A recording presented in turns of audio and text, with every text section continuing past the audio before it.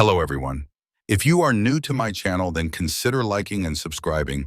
It will make me feel wonderful if you do it, thanks. By the way, I also have a Luffy fan fiction channel. If you are interested, the link is in the description. Dragonslayer by KitsuneDragon. He said he saw great potential in my small body and he raised me. Because of him I lived, I learned, and I finally found someone I could call friend, even if he didn't call me the same. I am his son. I am his student, the Dragonslayer of Acnologia. I don't own anything. Adios. I will admit that the starting is bad, but try giving this a chance. It is good. October 10th year X764. A pair of humans were currently running through a forested area. The man of the duo was about 6 feet in height and had long, spiky, blonde hair. His eyes were a deep alluring cerulean blue. He wore a dark blue, long-sleeved shirt and pants, along with a pair of similarly colored sandals. Over that he wore a white cloak with red flames along the hem of the cloak. The woman was a beautiful redhead, her hair extending well past her waist. She had gray-colored eyes and wore a black top with long orange sleeves and a black skirt which ended just above her knees. She wore a pair of brown boots and a wristband which had a small charm on it in the shape of a red spiral. In her arms was a small orange bundle. Behind them, the loud roars of the lizardmen were heard. Lizardmen were large, humanoid lizards that were capable of copying another person's magic by merely seeing the magic. Of course, once a lizardman has copied a magic, he cannot copy any other magic as is permanently stuck with using only that particular magic. Suddenly a bolt of yellow lightning shot forth from the depths of the forest and struck the man on his left shoulder. A loud scream pain was elicited from the man as a result. "Minato-kun, are you okay?" the woman asked. The blonde man, Minato Namikaze, nodded as he held his smoking shoulder. "Hi, Kushina-chan. Kuso, those lizardmen sure know how to use my lightning make that they copied," Minato said. The woman, Kushina Uzumaki, nodded. "They even managed to copy Blade's magic," Kushina said, her statement proven to be true as a sword suddenly appeared out of the brush, impaling itself in a tree to their left. However, before the duo could get any farther, 3 blue-scaled reptiles appeared in front of them. These were different from your average lizards, however, for they were built like humans, were very muscular and covered in hard blue scales. Their golden, cat-like eyes stared at the 2 humans in front of them as they neared them. Minato gritted his teeth before clapping his hands together. Kiroi Senko. The blonde was suddenly encased in an aura of lightning-like energy before vanishing in a flash of yellow, a few sparks of electricity hovering over his previous location. Minato suddenly appeared in front of one of the lizardmen and punched it in the face, sending it careening through the air before avoiding the punch from the second one. He then leapt over the third's kick before grabbing its leg and swinging it into the second lizardman. Both humanoid reptiles soared, crashing into a tree before Minato appeared above them with a glowing blue sphere in hand. Energy make. Rasengan. Minato slammed the energy sphere atop the 2 lizardmen and shredded their bodies. Kushina then backflipped away from the first lizardman Minato had punched away before slamming her hand on the ground. Blade's magic. Spear. An iron spear suddenly erupted out of the ground and impaled the lizardman through its heart, effectively killing it. Minato and Kushina continued to run before eyeing the bundle in the red-haired woman's arms. "How is he?"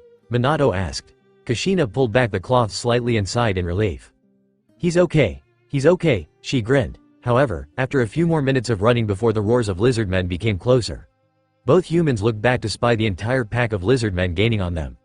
"Kuso," Minato cursed as he ducked beneath a lightning bolt from one of the lizardmen before twisting to avoid the flying sword that was thrown by another. Minato turned and his hands became encased in lightning. "Kushina, take Naruto and run. I'll hold them off," Minato yelled. Kushina's eyes widened at that. "Nani? Are you out of your mind? You'll die?" Kushina said. "There's too many of them." Minato then turned his head and stared at her with fierce blue eyes. Her body seemed to freeze when she saw those eyes, the eyes of the great yellow flash, one of the most powerful mages of this generation. "Go Kushina-chan," Minato yelled as he readied himself to fight the onslaught of lizardmen. Kushina turned, tears falling down her face no matter how hard she tried to stop them from flowing. "You better come back to me, you hear me, Minato?" Minato looked back at her and gave her a wide grin and a thumbs up. "I promise," he replied. Kushina nodded before running on ahead with the bundle in her arms. Minato's electrically charged hands then began to glow brighter as he clapped his hands together. The army of lizardmen halted as they saw Minato and prepared to fight.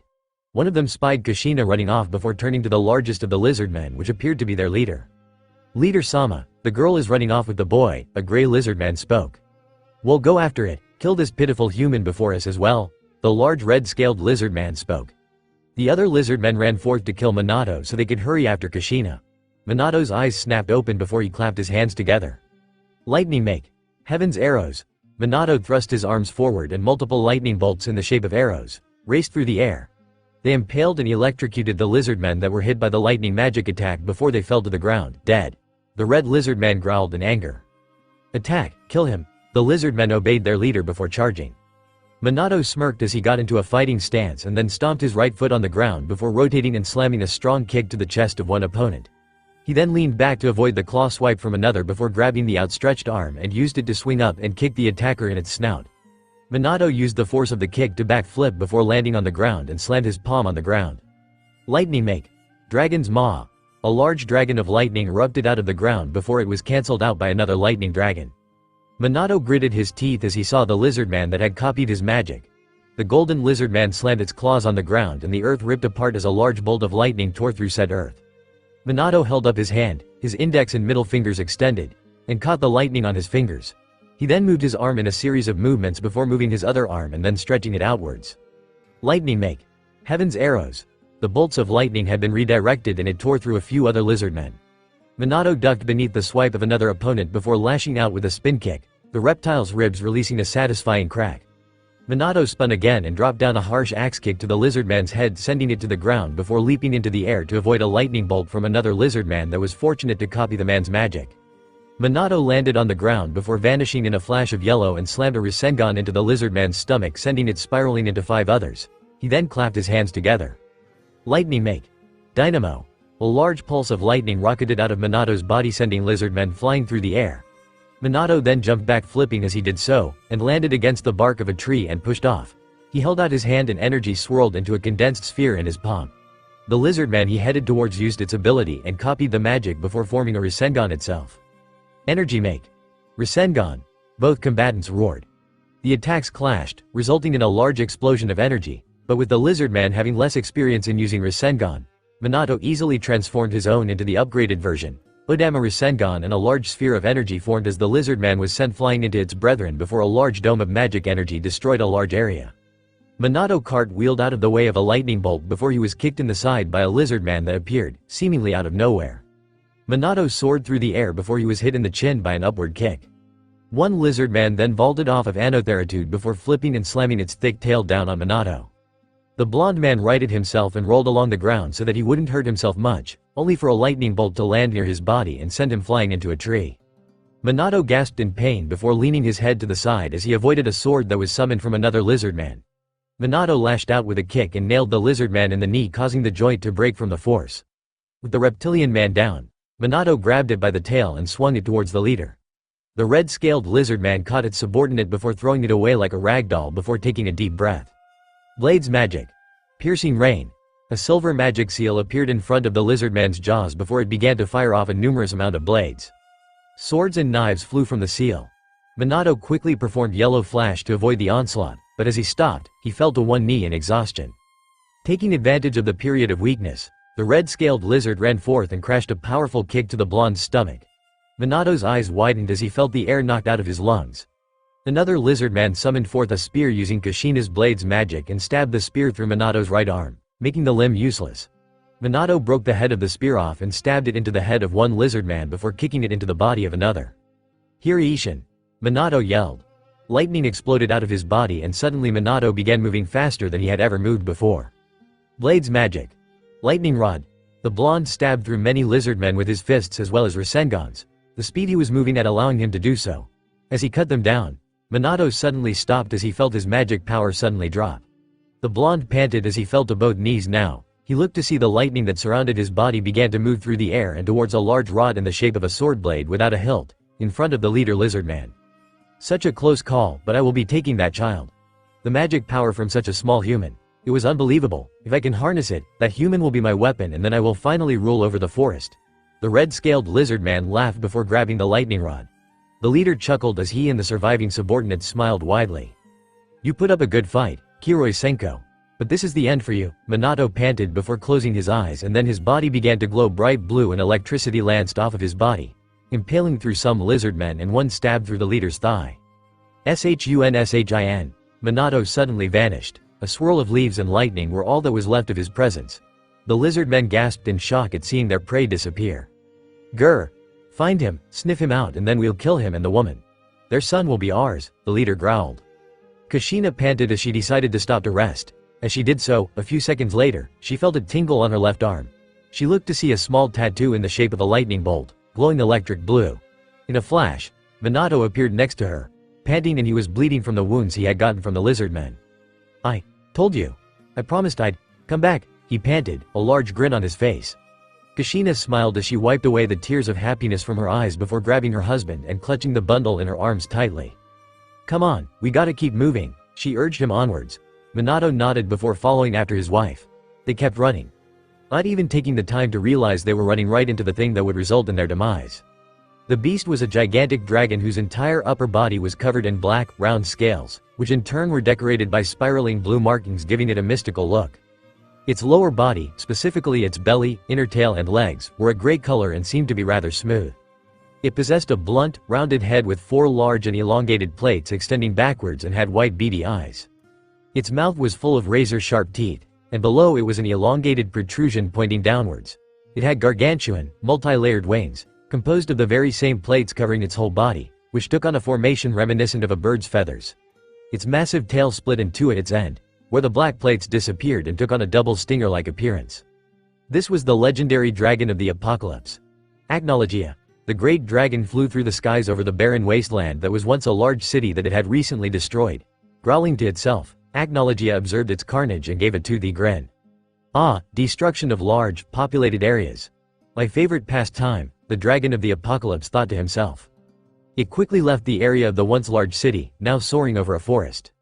Taking note of the secluded area, the black dragon descended, folding its wings to aid in its landing. After crushing a few trees in the process, the gargantuan reptile curled up to rest.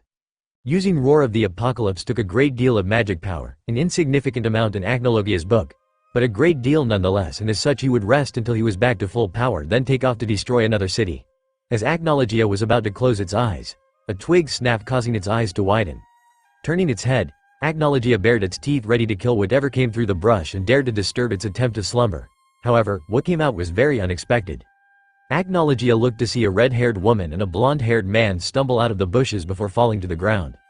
The woman's red hair cascaded down past her shoulders, ending near just below her shapely ass. She wore a pure black top with long, orange sleeves and an orange skirt that ended just below her knees. She was covered in dust. Leaves and a few twigs were caught in her hair as well. The man didn't look that much better, as his body was littered with slash wounds and there was a large burn mark on the back of his left shoulder from what Agnologia deduced to be from lightning, if the smell of ozone was any indication. However, the thing Agnologia took note of was the orange bundle in the female's arms, along with the fact that there was a large amount of blood pouring profusely out of a wound on the woman's stomach, causing the red liquid to form a small puddle beneath her, staining the emerald green grass, crimson. Agnologia smirked as he stretched his claws out to eat the woman, but froze when he heard more rustling. A multitude of lizard men walked out of the brush and smiled widely as they saw the downed woman, swords in hand. The red-scaled leader holding the blood-stained blade, thus marking him as the culprit who stabbed the young woman. However, the humanoid reptiles took notice of the giant dragon before them and gulped. Agnologia growled before releasing a loud roar. A shockwave resulted, tearing up the earth and destroying the foliage. The lizard men struggled to stay grounded, but some of them flew away. There were about 30 lizard men who had managed to survive the roar before getting up to run. Run, it's a dragon, the leader shouted. However, they were stopped as Agnologia had gotten up and blocked their path with only a single step. The earth rumbled as the dragon of the apocalypse crushed the bodies of the lizard men beneath its hand-like claws. It then quickly scooped up the earth, along with the humanoid reptiles, and ate them all. The mighty dragon then turned to look at the downed parents, as both him and her had been knocked away by the sudden movements of the dragon. She panted as she clutched the bundle closer to her chest. Minato stood up and used the small bit of healing magic he was able to use and healed himself and Kushina. Naruto-kun, the red-haired woman. Agnologia looked at the woman before stomping over to Minato and Kushina before leaning his head down so that his lid directly into her gray ones and Minato's blue ones. To his surprise, he didn't see any fear in their eyes at all, only concern, but it wasn't towards themselves. Looks like this is it. The woman looked down at the bundle in her arms. She turned back the orange, blood-stained cloth to reveal the face of a baby boy. The boy looked to be around 1 year old. He had spiky blonde hair with slight streaks of red showing the genes he had obtained from his mother. On each cheek, the baby had 3 whisker-like scars. The baby's eyes were closed and remained so as he then began to cry as it felt the frightening power coming off from Agnologia. Don't worry, Naruto-kun. I am your Okage-chan.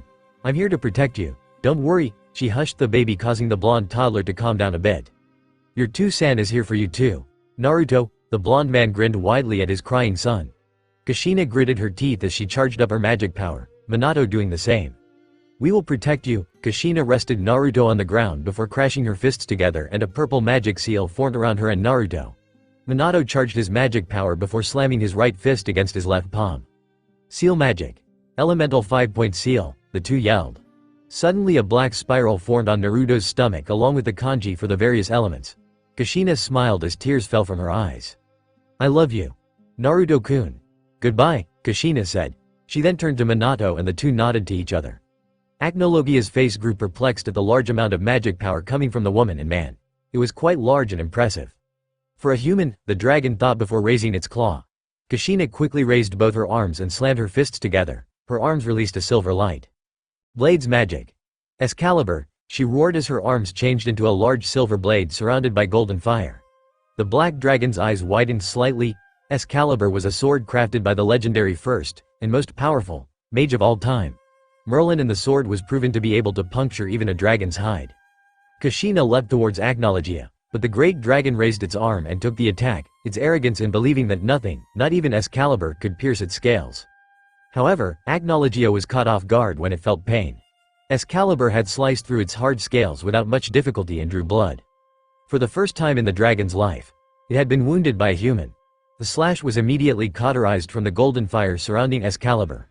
Agnologia watched as its wound healed. His flesh had been cauterized, but due to the healing factor of a dragon such as it was effectively healed. The scales regrew and covered the healed skin as if it were never there. Minato then appeared, and a flash of gold and pure magic energy swirled into his palm, compressing into a sphere. Energy make. Rasengan. He slammed the attack forth and it made contact with the Apocalypse Dragon's muzzle. Agnologia narrowed its eyes at the attack before releasing a roar. The wind generated from it sent the blue-eyed namikaze flying through the air, but he was caught as he landed against the flat of Kushina's blade. Kushina then aimed Minato upwards and slashed downwards, sending forth a golden crescent of fire. Agnologia held up its right hand and snuffed the flames of Excalibur before opening his jaws and sending out a small bullet of magic energy, well small for Agnologia anyway. However, as it did that, the magic energy began to swirl as if being sucked into a whirlpool in midair. The magic bullet vanished. Suddenly the air around Agnologia warped, as well as the blast of magic the dragon had just launched was sent back in its own face. Minato then fell from the sky, an Odama Rasengan hovering above his palm. The plan had worked perfectly. Use Rasengan to make close contact and allow for him to plant a seal magic. Hiri-ishin on the brute. Energy make. Odama Rasengan. The basketball-sized orb impacted with Agnologia with such force that it sent the black dragon skidding backwards from the force as a dome of magic exploded out of the magic-made sphere. Agnologia released a growl before chuckling and speaking as it watched the two humans below. You have earned my respect, humans. Never in all my life has someone other than the Dragon King been able to wound me, but alas. I will still kill you. Agnologia gestured to the small golden line on his arm, and the small burn mark formed from when Minato redirected the bullet of magic he had fired from eating Kushina's Excalibur flame. Kushina growled at the Dragon of the Apocalypse. Kushina slashed with Excalibur once more. Agnologia avoided the blade and then released a roar.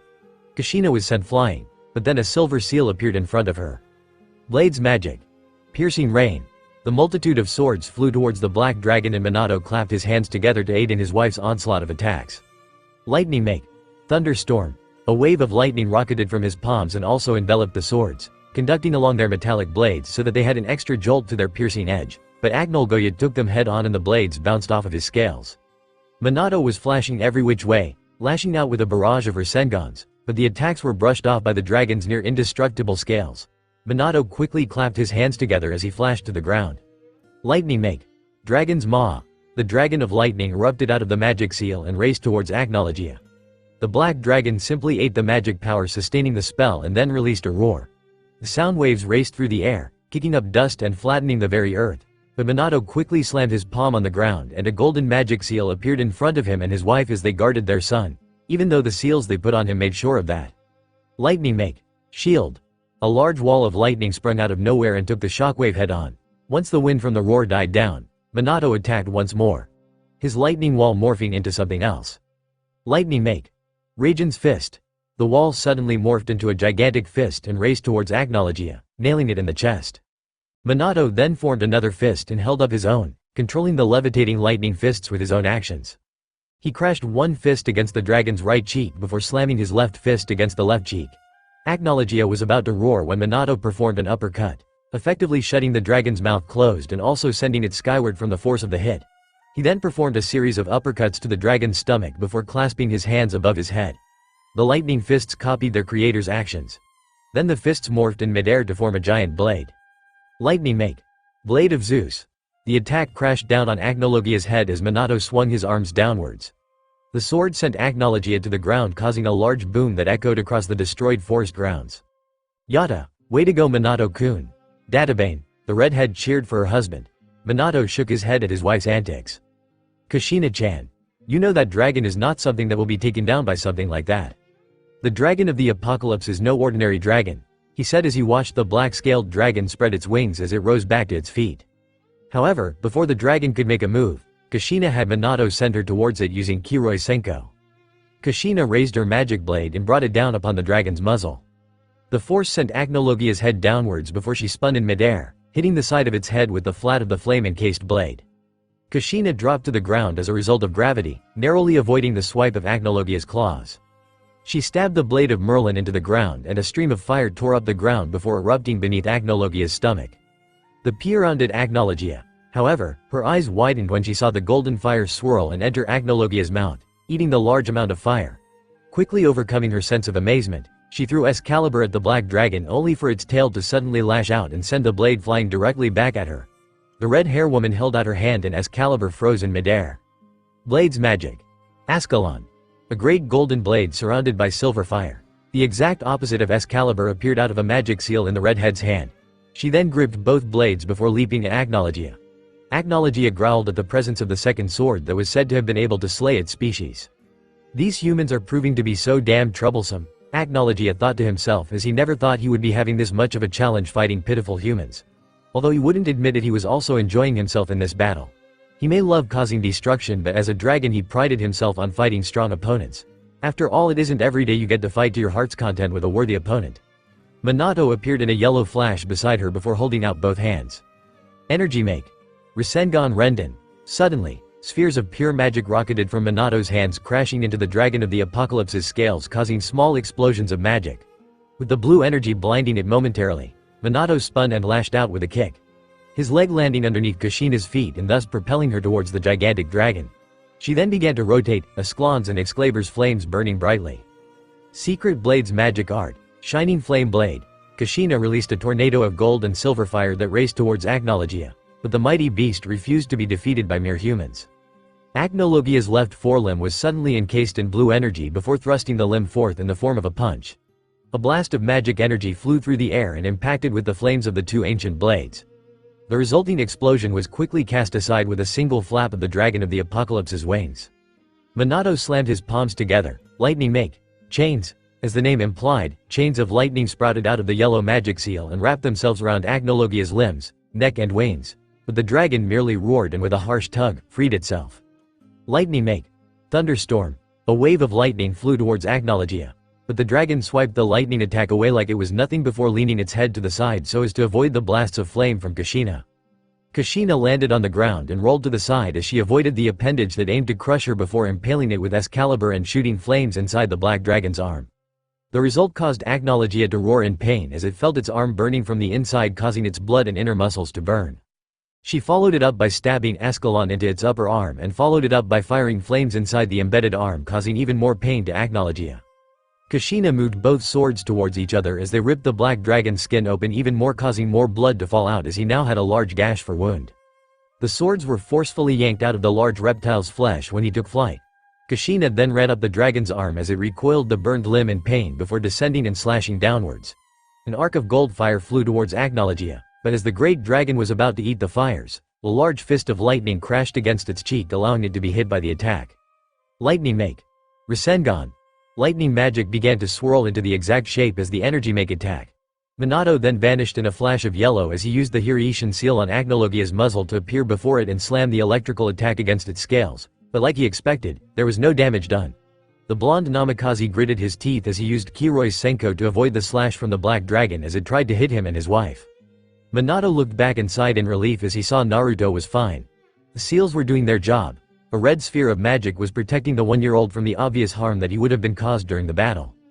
Shun. In a show of speed, Minato appeared on the dragon's wing and held his arms high into the air. Energy make. Shoodama Rasengan. Minato leapt into the air before crashing the gigantic sphere against the dragon's skull. The attack forced the dragon's head down and Minato smirked as he saw the fierce gray eyes of his wife below.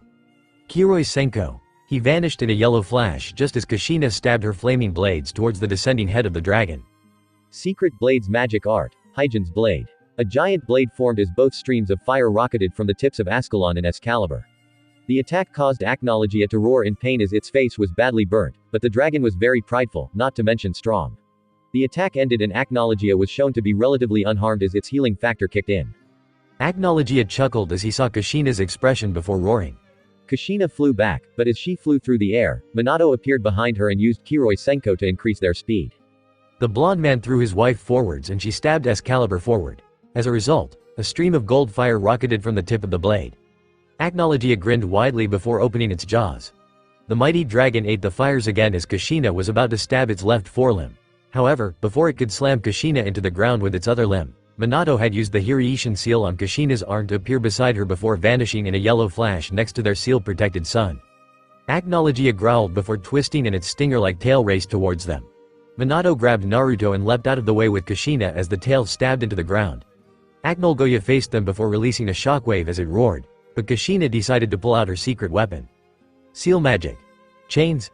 The ground broke apart as multiple chains made entirely of magic burst out of the ground and wrapped themselves around the dragon's limbs, tail and neck, and unlike Minato's lightning mate chains, these ones held strong and were able to bind the dragon. Acnologia roared, only managing to lift his limbs slightly off the ground before they were forced back down. Minato and Kushina glared at Acnologia. Fuck you. You overgrown garden snake. We are Kushina Uzumaki Namikaze and Minato Namikaze, members of the 10 Wizard Saints. I will not let you hurt my son, Naruto. Acnologia narrowed his eyes from hearing the name he was called by the female human. Wench. I could care less for what your name is or the name of your spawn, much less you humans yourselves. I am the great dragon of energy and darkness. I eat the very essence of magic. Kushina's eyes widened when she saw the magic energy that her chains were composed of, beginning to slowly come apart and make their way into the dragon's jaws. Impossible, Kushina gasped. The two parents quickly leapt out of the way as Acnologia lashed out. Deep crevices appeared in the earth as its attack missed and Kushina called upon her magic power once more. Blade's magic. Spear. A long spear of steel flew out of the magic seal that formed in front of its wielder. Acnologia watched as the spear bounced off of its hide before releasing a roar. A great shockwave resulted and sent the redhead flying through the air. Minato caught her before seeing Acnologia spy their son. The black dragon chuckled as he walked over to the seal-protected baby before raising a claw. Minato quickly performed Hiraishin and grabbed Naruto and vanished in a flash of gold. The black dragon growled in annoyance at the two humans. It was time to end this. Acnologia raised its claws and slammed them down on the ground and giant pulse of magic energy raced out and sent Minato their son, soaring through the air before they dropped down on the ground. They fell to their knees and continued to clutch the baby boy so that he wasn't harmed. Even with the seal, the magic from this attack would surely damage it. The two humans looked as Acnologia was standing in front of them, a snarl present on its face. Acnologia then raised a single claw before piercing it through Kushina's stomach. Minato gasped, only for the same thing to happen to him as well. Minato and Kushina gritted their teeth as they struggled to hold on to their life. Kushina gasped as she dropped her swords, the feeling in her hands, gone. The flames that once covered the blades, died out, thus making them regular swords. Minato-kun, we need to do something to protect Naruto-kun, Kushina wheezed, coughing up blood. Minato nodded, coughing up blood as well, before he reached out and grabbed her hand. It's experimental, but I will be able to seal pieces of our souls into Naruto's body so that we can teach him magic when he is able to see us, Minato gasped out. Kushina's eyes widened at her husband's technique, but then again, he wasn't a genius for nothing. Do it, Minato nodded before he and Kushina channeled whatever magic power they had left, and then thin streams of magic left their bodies and went into Naruto's protection seal. Seal magic. 8 trigram seal. Naruto's protection seal suddenly glowed blue before the kanji for soul appeared in the center of the spiral where his navel was located. Seal magic. Magic of the soul. The pieces of their souls were then transferred into their son's magic network, now asleep within the boy's subconscious. The two then turned to their son and gently stroked his hair lovingly. Looks like this is goodbye. Naruto-kun. Get a nice girlfriend, eat your vegetables and don't go to sleep too late or you'll get up cranky, Kushina laughed. Make sure you grow up strong, nay, Naruto. Hopefully, your mother and I will be able to watch you through the seal and see you grow up to become a fine young man. We love you. Naruto, Minato grinned widely, even though a large line of blood trailed from his mouth. And with that the two closed their eyes. Small smiles on their faces. The black dragon scoffed. Such emotions these humans possess. And yet it was this very thing that caused the black dragon to be beaten by their attacks. Acknowledgia picked up the woman, but paused as it was about to eat her. The only things that was able to wound me other than the Dragon King. Kushina uzumaki namikaze. Minato namikaze. I despise you humans, your entire species. I don't even know how I had been manipulated by that idiot Zarif 400 years ago. Still you two did prove to be a pair to contend with and you earned my respect, so I suppose you deserve a proper burial. Acknowledgia rested Kushina on the destroyed earth before carving out a rectangle the size of 2 horses. The dragon removed the earth and placed the bodies of Naruto's parents within the earth before covering it with the very same dirt it had removed. It then, carefully, gripped Ascalon and Excalibur before implanting them in the ground at the head of the graves. Ascalon by Minato's and Excalibur by Kushina's. Acknowledgia washed the makeshift grave before turning to the still crying baby. I respect those two, but I do not respect her brood, Acknowledgia thought before bending down to eat the child only for a red sphere to block the child. Acknowledgia's white eyes narrowed as it reached out with a claw and the shield formed once more. Acknowledgia growled in annoyance. The damn human had put up a divine barrier to protect the stupid fleshbag. Acknowledgia lay down in the clearing that was once a large forest before eyeing the child. Suddenly the baby's eyes opened and revealed the cerulean irises within them. Baby Naruto watched the dragon and suddenly Naruto reached out and touched the nose of the great beast of the apocalypse. Naruto giggled before releasing a cry of what the dragon seemed to think was joy. Humans always confused the dragon, but in the end they were nothing more than food in his mind. However, Naruto suddenly released a loud wail. Acknowledgia's white eyes widened as he felt the large amount of magic energy coming off of the toddler. It was at least twice the magic power of the female he had just killed, and the strange thing was, it was still climbing. Naruto's eyes suddenly shone with power and wind suddenly began to swirl around the babe. The blonde's crying was still heard over the howling winds and Acknowledgia watched as a twister the size of its claw swirl around the boy. But being a dragon who eats the very energy of magic, the great beast merely saw it as a snack and ate the energy. Acknowledgia grinned widely as the tornado died down. If the dragon couldn't eat the baby, then it would do the next best thing. The dragon of the apocalypse heard of how the other dragons were adopting children to be their Dragonslayers.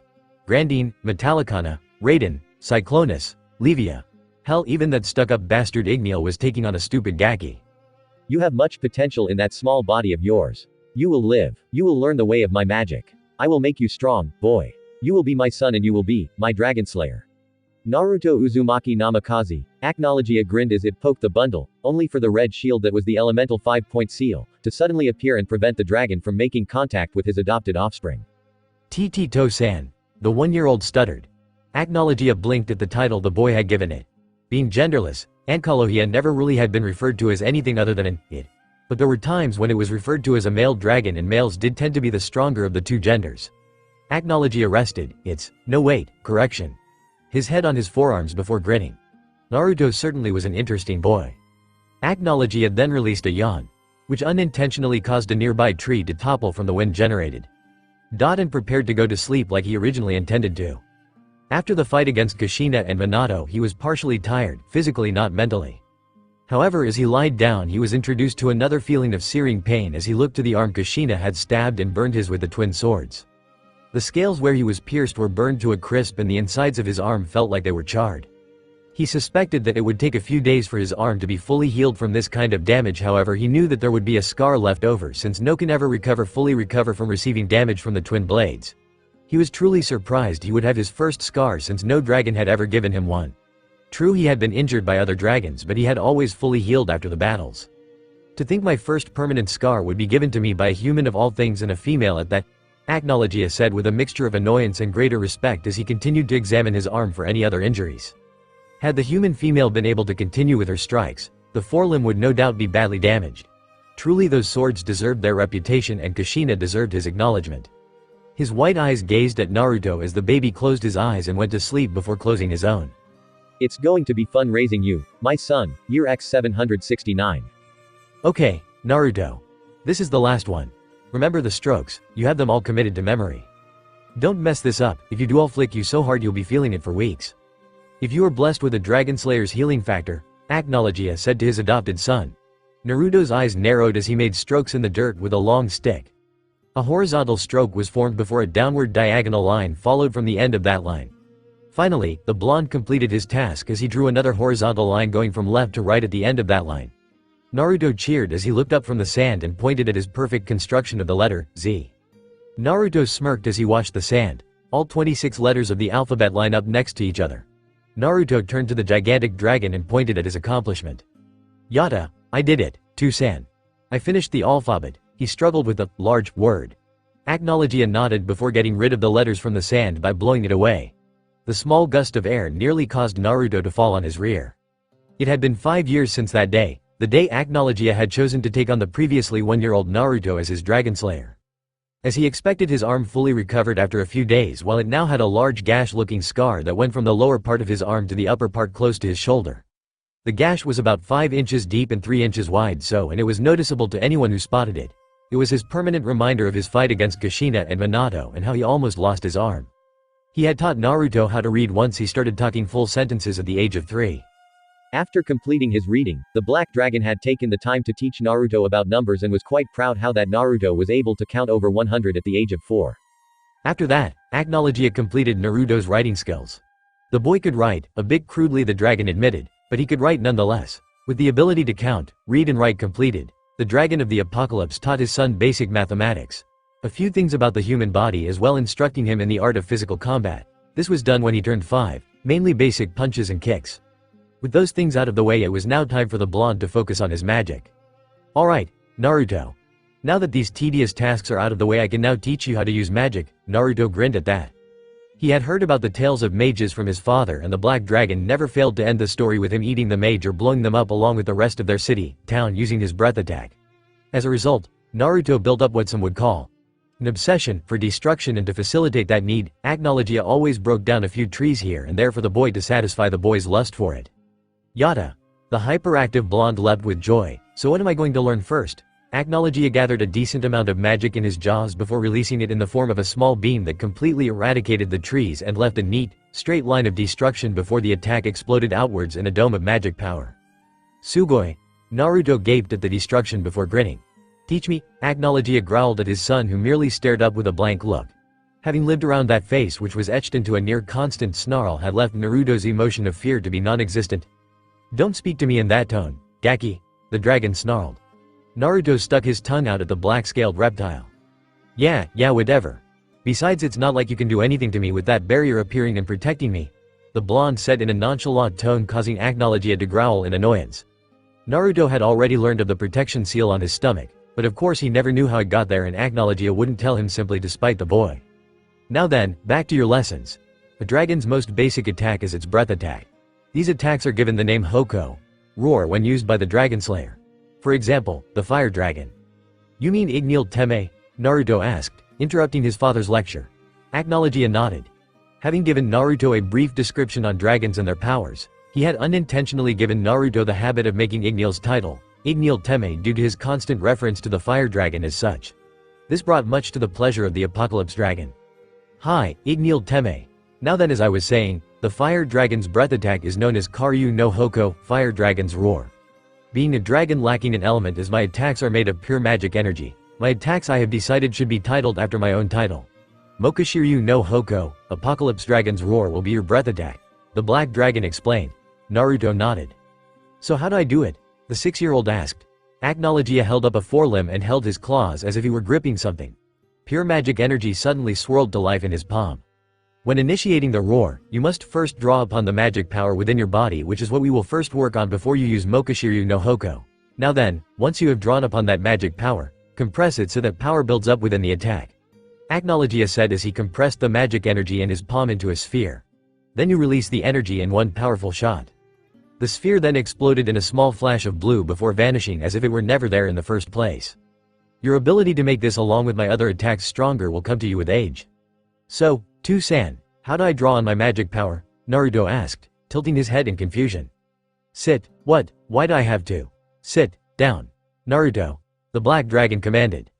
Naruto nodded. True, the black-scaled behemoth always spoke with a scary voice, but when his tone became as forceful as it was, Naruto knew to obey his father. Naruto sat down, cross-legged, on the dirt and looked up. Okay, now what? Breathe slowly and clear your mind. Naruto closed his eyes and took a deep breath in before exhaling. Acknowledgia watched as the boy repeated the action many times before speaking again. Now then. Magic is stored within a separate system within that is the physical embodiment of the spirit. When the physical spirit of an organism connects with the spiritual flow of nature, the spirit forms magic as a product of the connection. Only 10% of the world's population is able to use magic, which is noted to keep a balance between ordinary people and those with magic. It takes an enormous amount of concentration and mental ability to use magic. Mages can learn multiple styles of magic, but it is noteworthy that many mages have natural affinities for their own magic style. You were able to call upon your magic power at the age of 1. But that was probably due to sheer luck. Acknowledgia grumbled the last part, also due to the fact your magic was released in the form of a twister. It could be said your natural magical affinity lies towards wind magic. Naruto concentrated deeply on the action of drawing out whatever magic power he could find, sweat lining his brow. Naruto searched his body for something, anything that would feel different inside his anatomy. However, he felt nothing. Not even a tingle. Naruto sighed as the mental strain got to him and fell on his back. "Two-san, I couldn't feel anything," Naruto informed his draconic, adoptive father. The dragon of the apocalypse growled in a curious tone. To somehow call upon his magic at the age of 1, only to not be able to use it at all. Even with the fact that his magic system had not been touched for 5 years, the boy should have still been able to at least feel the magic flowing through his body. Strange. Try again. Remember, you need to try and connect with the spiritual flow of nature in order to draw out your magic. Now concentrate, focus on your surroundings and your physical spirit. Acknowledgia instructed. Naruto nodded before getting back into his meditative posture. Imagine your spirit is able to produce a thread. Connect the thread of your spirit to the spiritual flow surrounding you. Draw it towards you and then use it. Naruto tried once more, but after a minute of concentration, he had once again failed to call upon his dormant magic power. "Nope, I got nothing," he told the dragon. Acknowledgia tapped his claw in curiosity. "Odd. Anyways, you seem to have the ability to use magic when you were a baby." "No matter." The dragon mused before turning his back on Naruto. "Go and find some food that the humans eat." "There is a town at the base of the mountain," Acknowledgia said as he dug his claws into the ground.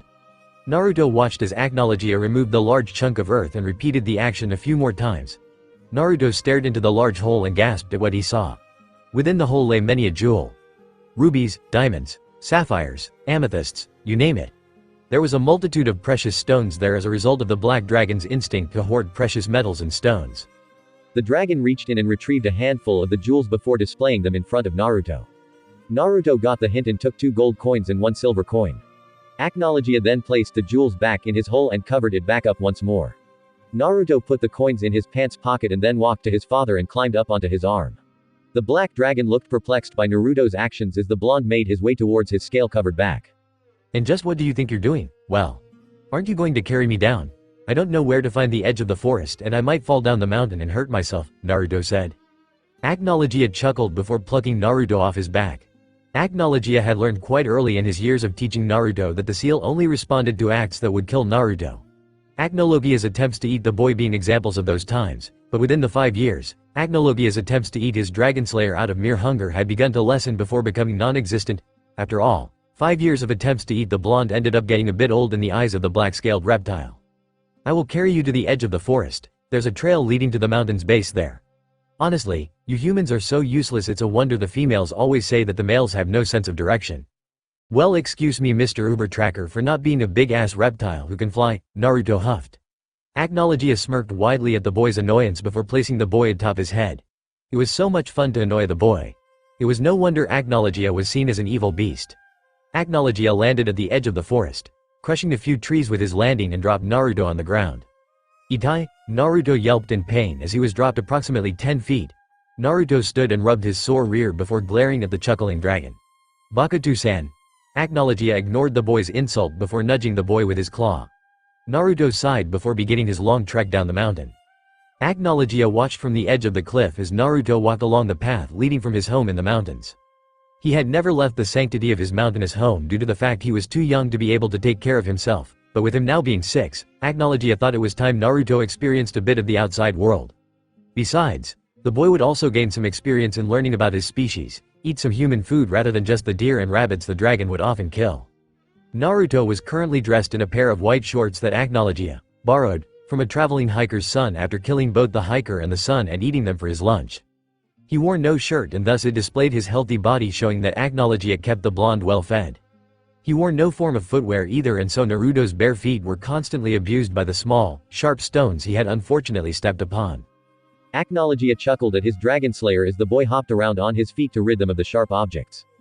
It would help if the boy would be able to buy some new clothes along with the food and experience, as getting some human clothes to protect him from the elements that would come with the later months would allow Acknowledgea would finally be able to sleep during the winter months without having the Gaki snuggle up to him like the baby he used to be.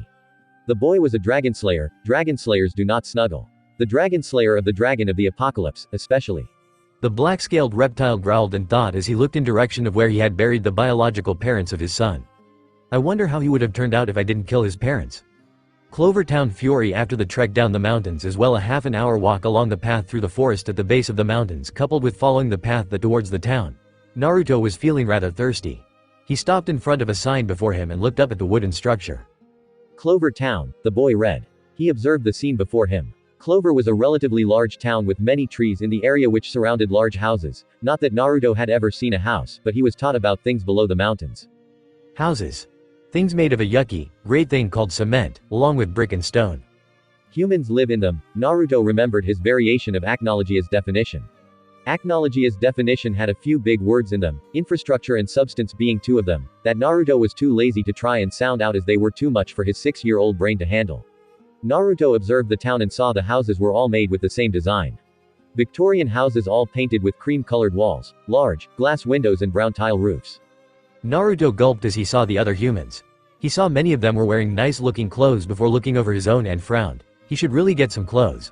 Naruto shook his head and steeled his nerves as he got rid of his anxiety. I'm the son of the goddamn dragon of the apocalypse. I can't be scared of seeing a new place, Naruto thought before entering the town. The blonde walked along the road, ignoring the odd looks the adults were giving him due to his lack of clothing. Naruto paused as his enhanced senses came into play. A delicious aroma entered his nasal caverns, leading him to the window of a small shop. The shop was of the same design as the houses, only it was a brick red color. It measured up to be about the size of a small tree and there was a large brown door next to the window. On the window was a colorful image of a bowl filled with noodles and a pair of chopsticks in the bowl. Above the bowl was the name of the shop. Toichi's. Ramen, Naruto drawled out the words before shrugging. It smelled good, so he decided to enter the place. He looked around and saw there were a good few people in the shop eating the bowl filled with the succulent noodles.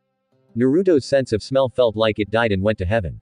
The Dragonslayer looked around and saw an empty chair before climbing atop it and sitting in the chair. His feet dangling in the air. Naruto spotted an old man cooking some of the noodles which he assumed must have been the ramen. Naruto's stomach growled, causing him to release his own growl. Pipe down, will ya? I'll get you your food, Naruto told his stomach. A giggle met Naruto's ears and the boy looked up to see a girl who looked to be around 13 years old with a slightly tanned complexion. She had chocolate brown eyes and had brown hair tied up into a ponytail by a blue ribbon. She wore a cream-colored dress and a dark blue apron with the image of the shop on the front. You seem hungry. The girl giggled, causing Naruto to scowl, blushing slightly in embarrassment. Maybe, he replied, serve here? I'm guessing you're new in town and judging from your lack of clothing you haven't lived in populated areas. The girl said. Naruto blinked. What does populated mean? He asked. The girl giggled once more, causing Naruto to scowl once more. What's so funny? Now. No need to get cranky. I'll get your food, Mr. Grouchy. Naruto pouted at the nickname the girl gave him and folded his arms. I'm not grouchy, his stomach roared. I'm just hungry. The girl giggled again before walking over to the old man, well old from Naruto's point of view, and it was then that Naruto noticed the slight resemblance between them, thus showing that they were probably related. The girl then smiled at the old man as he handed her a bowl of the steaming noodles. The girl rested the bowl in front of the blonde boy and handed him a pair of chopsticks. Here you go, she said. Naruto nodded in thanks. Acknowledgea had always told him that females, no matter what the species, expected males to be polite. Human females tended to be the most violent when not shown the proper courtesy, and Naruto never chose to ignore the words of his reptilian parent. Naruto looked at the chopsticks in his hands before noticing they seemed to split. He then gave them a small pull and they snapped apart, causing his eyes widen. Ah, Gomen. I didn't mean to break them, he exclaimed. The girl giggled before shaking her head. No baka, the chopsticks are meant to be broken. Look. She took the sticks from him and positioned them in her right hand. The left chopstick was positioned between her index finger and thumb while the other stick was held between her middle finger and index finger. She then picked up a few noodles, blew on them so that they would cool before holding them up in front of Naruto's mouth. "Say, oh," Naruto looked at her with a, "Are you kidding me?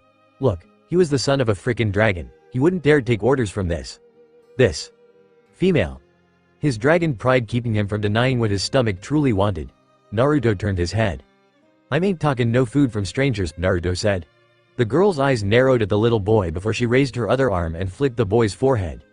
Naruto tuned back and opened his mouth to yell out and ask as to why she did that, only to suddenly have ramen noodles enter his mouth.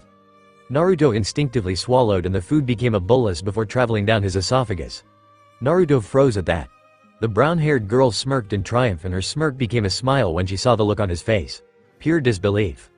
"This is the best thing I have ever eaten in my entire life." He looked at the girl. "What is this stuff again?" "Ramen, ramen. The food of the gods." Naruto cried anime tears and he grabbed the chopsticks from the girl and managed to hold them in a similar way to how the girl was holding them and began to shovel the noodles and other seasonings and added pieces of pork and chicken.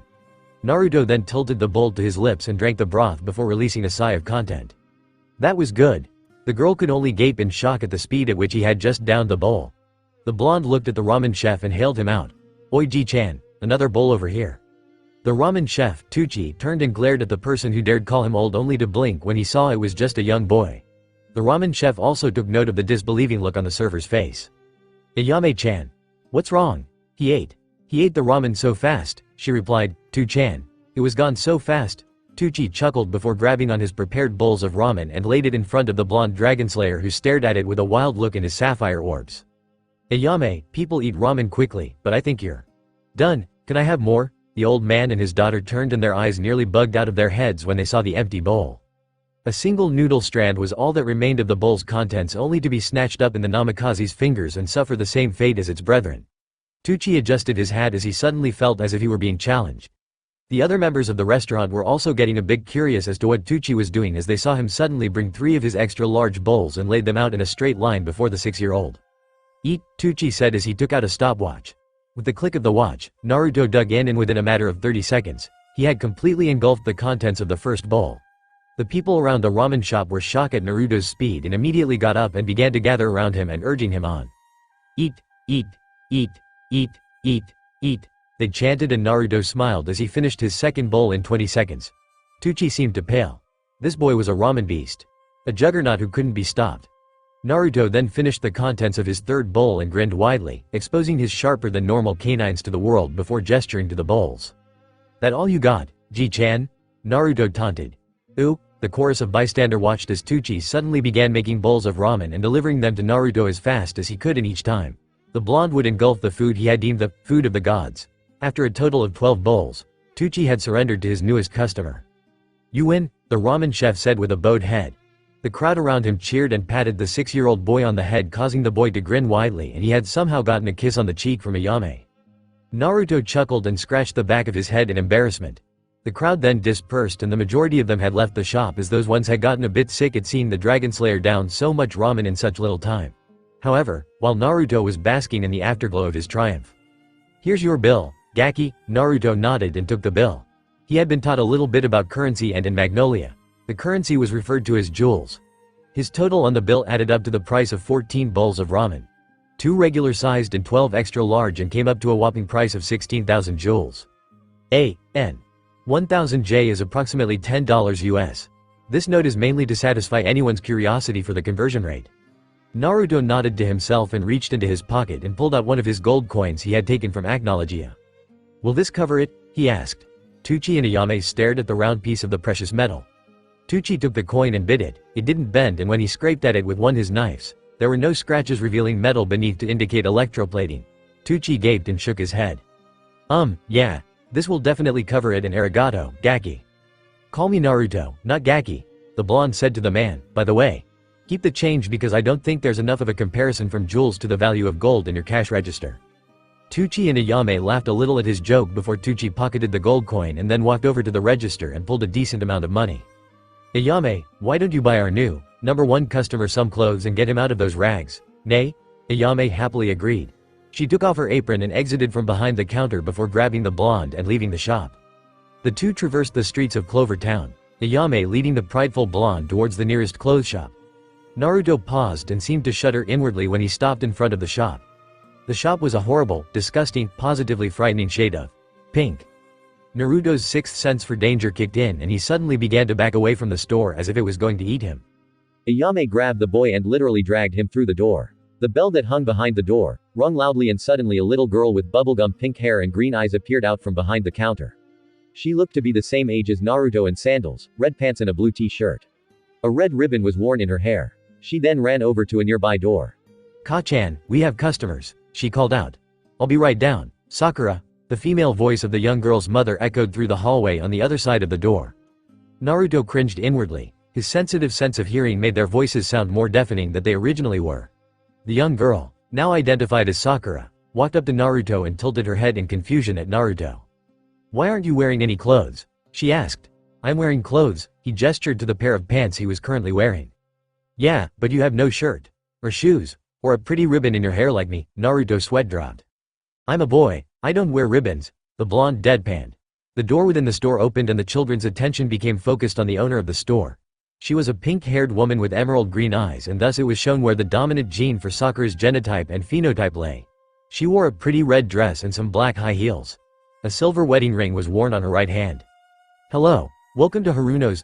I am Seiko Haruno and owner of this establishment. How may I help you?" the woman asked with a smile. Ayame smiled warmly at the woman before pointing at the blue-eyed boy. "He needs clothes." The pink-haired woman frowned when she saw the boy was clad only in a pair of pants and nodded. "Don't worry, I've got just the thing for this boy," Seiko said before going into the children's section of the store. "How old are you?" she yelled. 6. Naruto hollered back for the woman to hear him. Seiko nodded before going over to some other pieces of clothing and took out the outfit she had chosen for the son of a dragon. She smiled as she bent down and handed the boy his clothes. "However, before I have you try them on, you look very dirty." She pointed to the numerous amounts of dust and dirt covering his skin. "Bath time." Naruto tilted his head. "What's a bath?" A few minutes later, after Naruto had his bath, which to his surprise, was actually very cool. He got to splash around in this large bowl thing called a bathtub.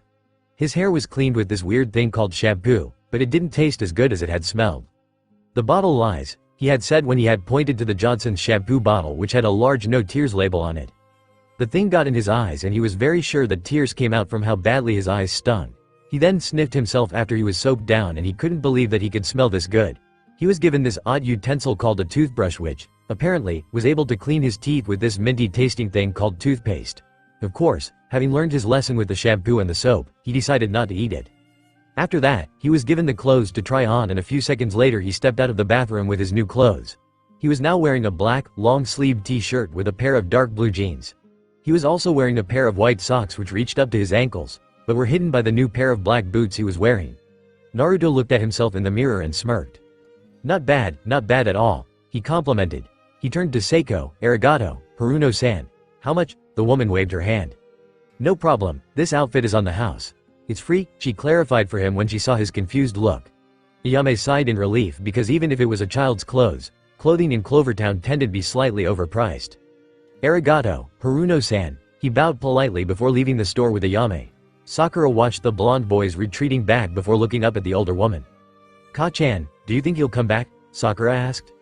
"We'll see, dear." She stroked her daughter's head. "Now come on, we have to help you get ready for Ino-chan's birthday tomorrow." Why?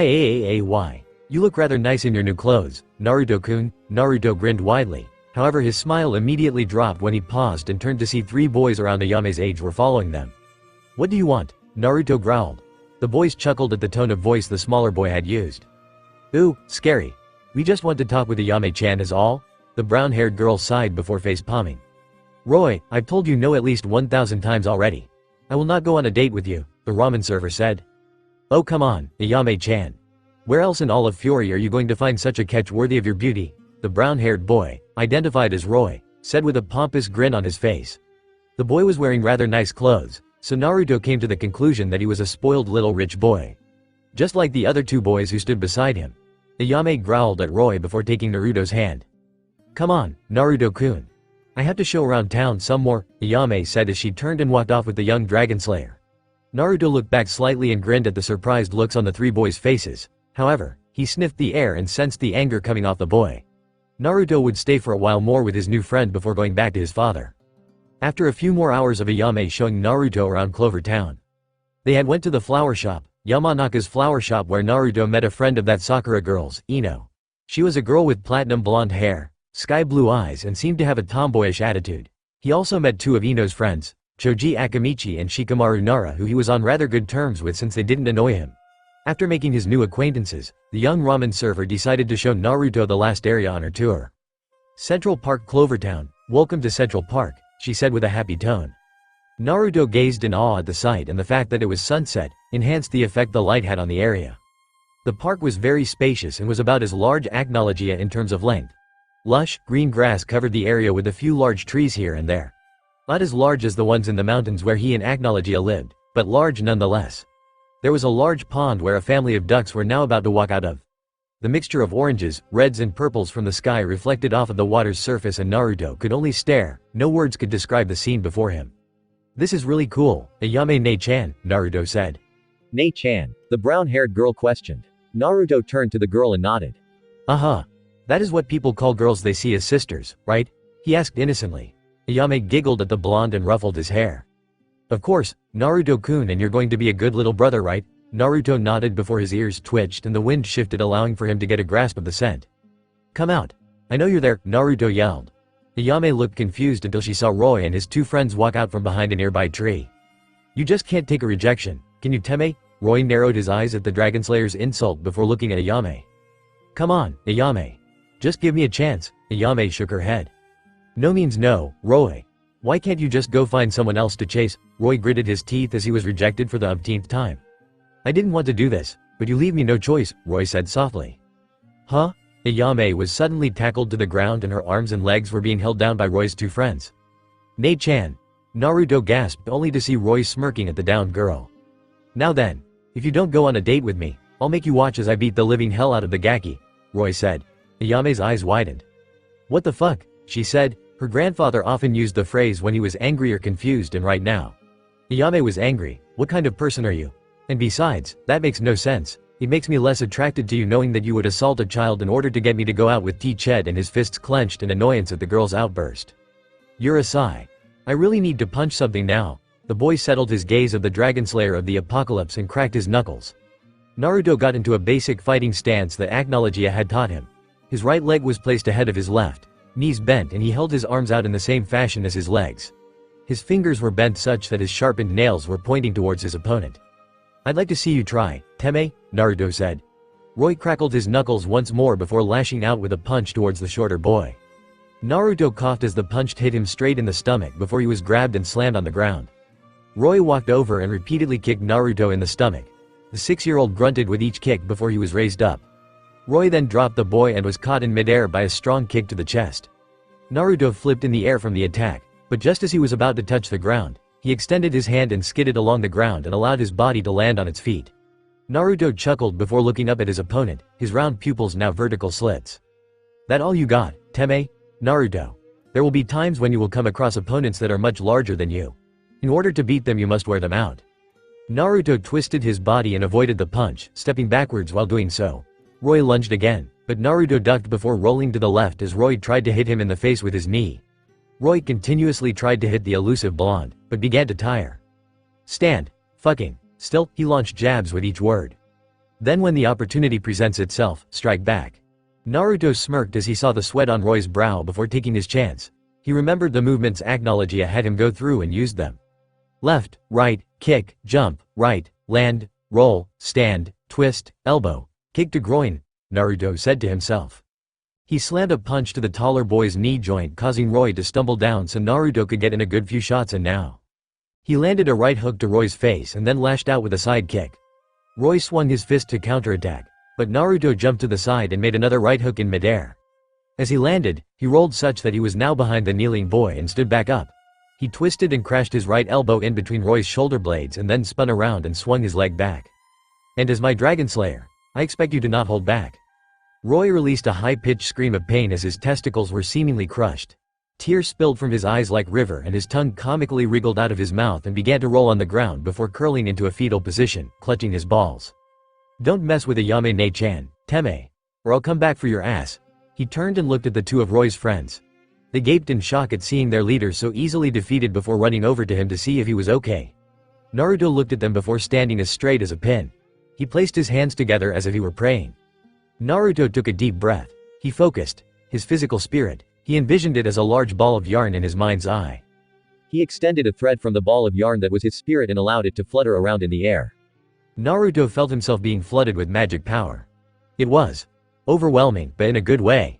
He looked at his hands and observed the slashing winds that surrounded them before grinning as he looked at the three people who dared to hurt his first friend. Naruto then began to bend the wind around him. He twisted, his legs sweeping along the emerald grass before he raised his arms, moving them in a circular motion before thrusting them out in front of him. A gray-green colored magic seal formed in front of him.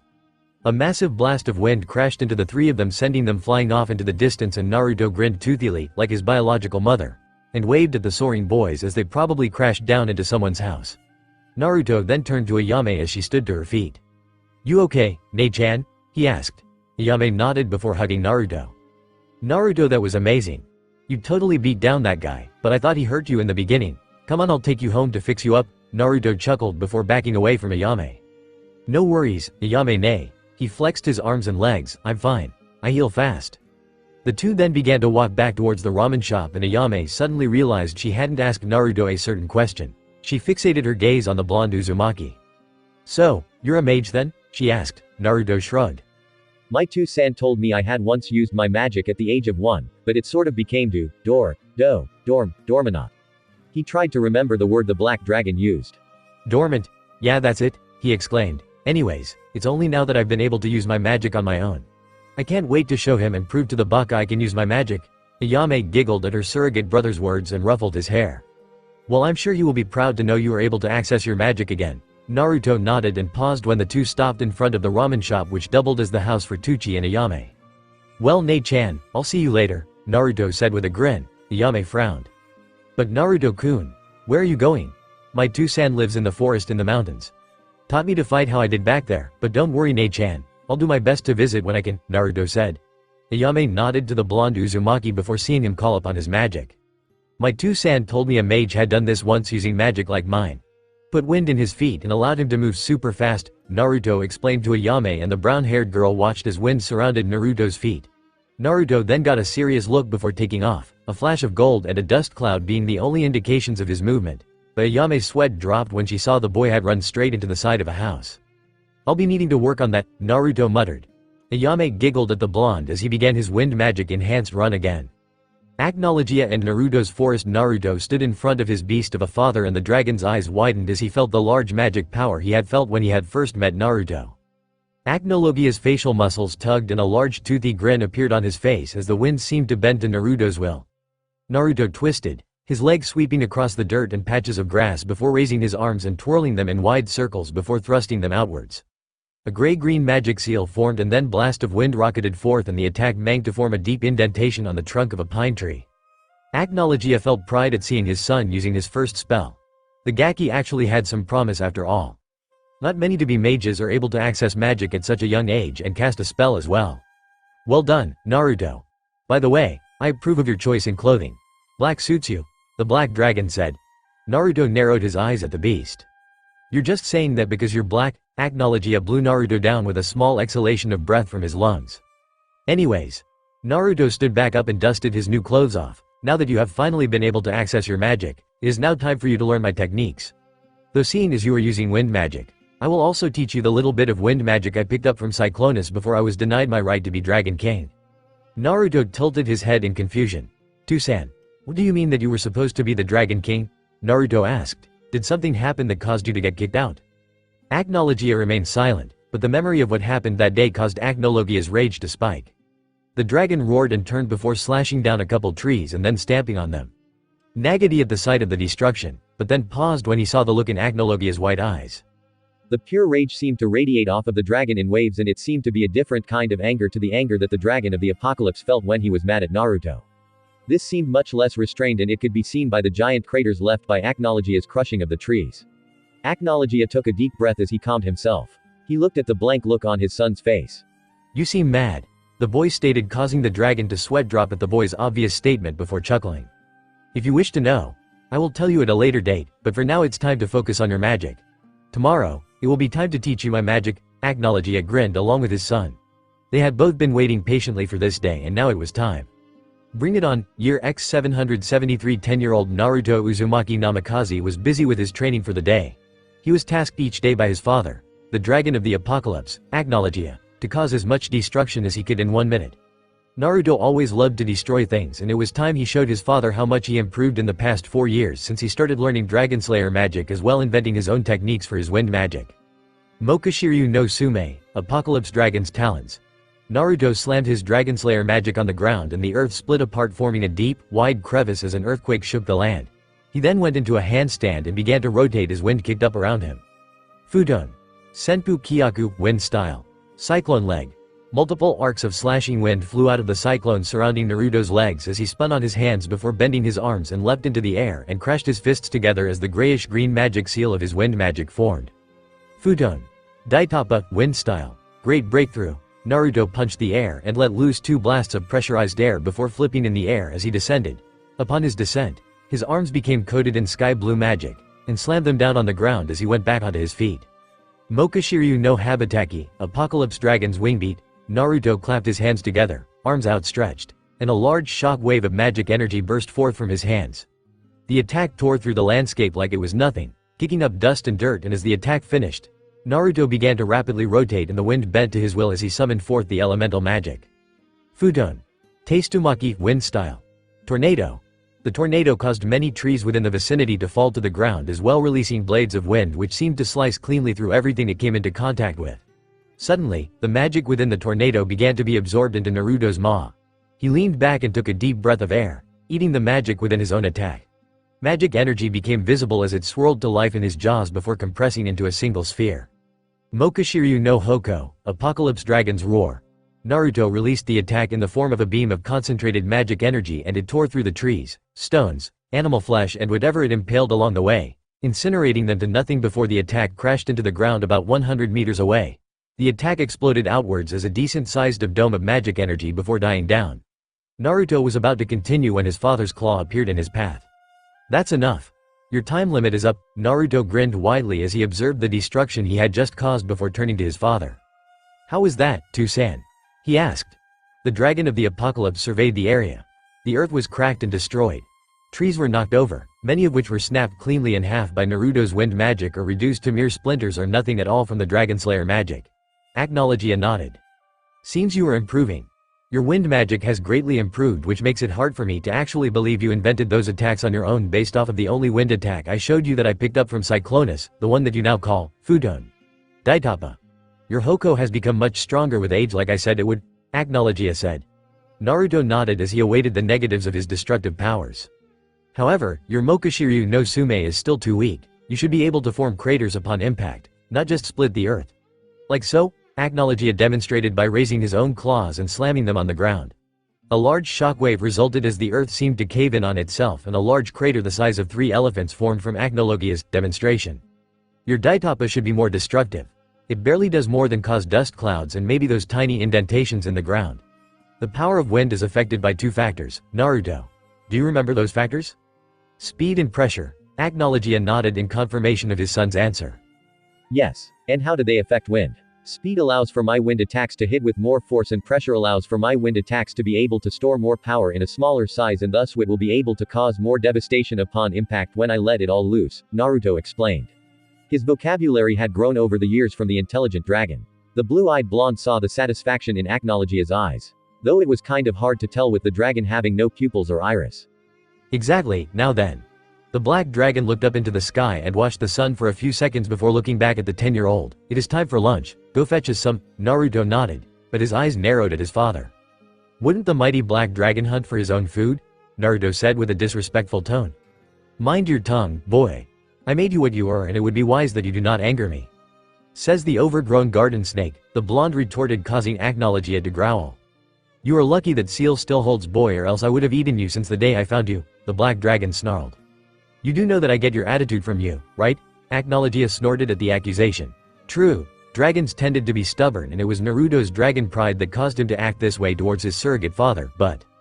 Peeved. More like you act get that attitude your stubborn mother, Kushina, Agnologia stated. Naruto flinched at that and Agnologia raised a non-existent eyebrow as the boy's gaze hardened. Teme. Don't bring that woman up. Never bring up my biological parents, Naruto growled at the dragon, baring his own sharp teeth. Why not? I am a dragon, I can do whatever I want, Gaki. Fuck you, you're the one who killed them both, Naruto roared, I hate you. Save your emotions towards your parents and me for someone who cares, Gaki. Both Dragon and Dragonslayer stared at each other, snarls present on their faces before Naruto turned and walked off. I'm gonna go and find some lunch, Naruto turned and then channeled his wind magic to his feet. Fudon. Shunpo no Kazejin, wind style. Wind god's flash step. The magic seal formed around his legs and then Naruto seemingly vanished into the wind. Agnologia sighed to himself. The boy was too emotional for his own good sometimes. The result of hanging out with a relatively emotionless dragon was supposed to have the opposite effect on him. That boy. Agnologia sighed. Clovertown Tuichi's ramen shop. Naruto sighed as he sat at the seat that had been reserved for him for the past 4 years. He had always tried to find time in between his training, with his draconic beast of a father's permission of course, to go down to the ramen shop and visit his Nei-chan and eat ramen. Ayame walked up to Naruto with an extra large bowl of ramen. One miso pork ramen for my Tuto. She smiled happily. Naruto nodded before taking up the chopsticks and slowly began to eat his ramen. He remembered that day clearly. The day he had been given the pleasure of seeing his parents' graves by his surrogate father. Flashback X 770 Naruto panted as he was trying to get down the newest technique Agnologia was teaching him. Mokashiryu no Shippo, Apocalypse Dragon's Tail. Naruto roared as a whip-like tail of pure magic energy sprouted out of his tailbone. He flipped to build momentum before slamming the energy construct on the ground, causing a massive crater to form from the impact. Naruto smirked before twisting and his newly formed tail sliced through the thick trunks of trees like scissors through paper. The trees toppled before being eradicated as Naruto used his roar. Naruto sighed. Finally, I got it down. The blonde Dragonslayer smirked to himself. Agnologia nodded before standing up on his 4 limbs. Naruto, come with me. There is something I want to show you, the mighty beast growled. Naruto nodded to his Fafter the dragon. Naruto channeled wind into his feet and jumped, allowing him to jump higher and farther before landing atop the dragon's head. Where are we going? The dragon did not answer, so Naruto remained quiet. After a few minutes of walking, Agnologia paused and Naruto looked around at the area he was in. There was absolutely nothing there. Large craters were everywhere. Large scorch marks were left by what seemed to be the remnants of a powerful form of fire magic. Naruto sniffed the air. It smells like you, Tusan, Naruto said. He jumped off and formed a tornado around his legs so he would land softly on the destroyed earth. His eyes then narrowed as he sniffed the ground, and it smells familiar. Naruto looked around the area before seeing 2 objects in the distance. He ran up to them, Agnologia following silently. Naruto stopped in front of the objects before his eyes widened. Swords? He exclaimed. He looked at both blades. They were of equal height and were taller than him by at least a few inches. One blade was made of pure gold and the image of a silver dragon on the blade. The hilt was made of the same material and had a shining ruby in the center. Naruto then turned to the other sword. Its blade was pure silver with the image of a golden dragon etched into the blade. The hilt was made of silver and had a shining sapphire jewel in the center of the hilt. Naruto then saw words written along the hilt of the blades. Ascalon. He turned and read the golden blade's word, and Excalibur. Naruto turned to the black dragon. Tusan, what are these? Those are the blades of Merlin, the legendary first mage. The creator of magic and the world's most powerful mage in all of existence. He crafted those blades and they're able to slice through even a dragon's scales. Naruto's eyes widened as he reached out and stroked his finger along the hilt of Ascalon. Agnologia told him the legend of the mighty Merlin. Commander of the stars, bender of the elements, creator of all magic. The great-great-great-grandfather of the black wizard Zareth. Why are you showing me this? Naruto asked. Agnologia reached out and gently picked up Naruto so that the seal on his stomach would not activate. Where those swords lie are the heads of the graves of 2 of the 10 wizard saints and the only 2 humans to have ever been able to wound me. The dragon of the apocalypse spoke with a hint of respect towards the 2 deceased. Those 2 were killed by yours truly. Naruto smirked. Well, you're Agnologia, the black dragon from the final book of Zareth. Nothing can kill you, Naruto spoke with pride. Even though the reptile annoyed him and nearly killed him with the training regimens, the blonde couldn't help but feel proud to be a dragon's son, and Agnologia was actually very strong. Agnologia chuckled at his son. True, the black dragon smirked. So who are these 2 humans? Naruto asked. Agnologia rolled his eyes at the question as he prepared himself for the inevitable reaction from his adopted son. These humans were your biological parents. Minato Namikaze and Kushina Uzumaki Namikaze? Naruto froze at that. The smile vanished from his lips before his head turned to face the blades. "MMI. Real parents?" Naruto asked. "Yes. Strong they were, but they fought me to the bitter end all to protect you. Such bakas you humans are, they could have taken the time to run and abandoned you. They could have always copulated at a later date to form another child. But no, they wanted to protect you and try and fight me." Agnologia snorted. Naruto turned around and faced the black dragon with a look of shock. The shock then became disbelief. Disbelief became hate.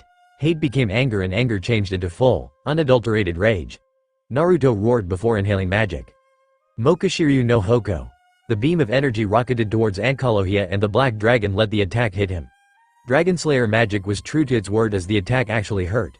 But Agnologia knew the boy would run out of magic power eventually, and given his age, those attacks were as weak as a human receiving a slap on the wrist. Naruto roared before going running towards Agnologia. Fuuton. Furyuden, wind style. Wind Dragon Blast. A gigantic dragon made entirely of wind flew through the air and impacted with the dragon's chest, but did no noticeable damage. Mokashiryu no Tsume. Mokashiryu no Shippo. Mokashiryu no Habataki. Naruto swung his fists, which had morphed into claws surrounded by a great deal of magic power that crashed into the side of Agnologia's face before he lashed out with a left hook. Naruto grasped his fists together before slamming them down on the beast's muzzle. He then used wind magic to propel himself upwards so he could flip and slam the tail of the apocalypse dragon on the reptile's head before he swung his arms together. The wings of magic energy flew through the air as arcs of energy and slammed into a large smoke cloud resulted from the continuous impacts before Naruto landed on the ground and took a deep breath, charging more magic than he had ever done before. The apocalypse dragon's eyes widened slightly as he saw the giant magic seal form in front of Naruto's jaws. Wind and magic swirled into one. A one-man unison raid. Agnologia gaped as Naruto lowered his head to face him. Apparently his rage allowed his magic to explode and unlock the most powerful Dragonslayer move. The black dragon noticed that Naruto's eyes were now pure white like his own, and there were black scales with small blue patterns covering random parts of his face, neck and hands. Naruto roared and released the pent-up magic energy. Dragon Force? But I never taught him to use that yet? Mokashiryu no Kazearashi, Apocalypse Dragon's Wind Storm. Naruto unleashed his magic full force. A gigantic sky blue colored twister exploded out of Naruto's mouth. The ground was shredded as the attack made its way towards the dragon. The black dragon got over his shock and opened his jaws and devoured the magic within the attack before it could hit him. Naruto panted and growled when he saw Agnologia eat his spell before collapsing to his knees. The dragon force was starting to wear off as his use of it at such a young age caused his magic to down straight to zero. "Are you done now, Naruto?" Agnologia asked. Naruto panted and then his body trembled. The blonde Dragonslayer looked up and Agnologia tilted his head when he saw the boy was crying. Tears threatened to spill from his tear ducts, but Naruto dared not show weakness in front of the dragon and gritted his teeth as he looked into Agnologia's eyes. "You son of a bitch." End flashback. Naruto. The blonde shot up as he saw Ayame and Tuichi looking at him with a concerned look. "What?" he asked them. "You've been staring at your ramen for over 5 minutes. Are you okay?" the brown-haired girl asked. Naruto gritted his teeth before pushing the bowl away. "I've lost my appetite." Ayame nay. Naruto laid 20 jewels on the counter before dropping down from his chair. Ayame frowned. "Leave him be, Ayame-chan. He's probably just got something going on with that adoptive father of his," Tuichi said. "He'll come around. He always does." Ayame nodded before turning to see a customer waving her over. Coming, Naruto walked through the streets of Clover Town, unconsciously avoiding the citizens even though he was looking down at the ground. "Oi, Naruto." The blonde paused as he saw 2 young girls that were his age, running up to him. One was a pink-haired girl with green eyes. She wore a red ribbon in her hair and had on a red tank top with a dark blue skirt. A pair of black sandals donned her feet. The other female was a blonde girl with platinum blonde hair, which was tied up in a ponytail, and bright blue eyes. She wore a purple tank top underneath a fishnet shirt and a purple miniskirt. A pair of black sandals were also worn as her form of footwear. "Sakura. Ino." The boy acknowledged them. "Hey, we were just going to go visit Shikamaru. Choji should be there already. His dad's having frittata us for dinner. Wanna come?" Naruto clenched his fist and his eyes suddenly gained a cold look at the mention of the word, "dad." The blonde knew better than to unleash his rage and take it out on them, so he merely sighed and gave a ghost of a smile. Sure, I guess I can spare a few minutes," Naruto replied. Maybe a good game of shogi with Shikamaru would help calm his nerves. "Great, come on." Sakura grabbed his left hand, while Ino took his right and they pulled him along to Shikamaru's house. Nara household Naruto was sitting at the dinner table with the others.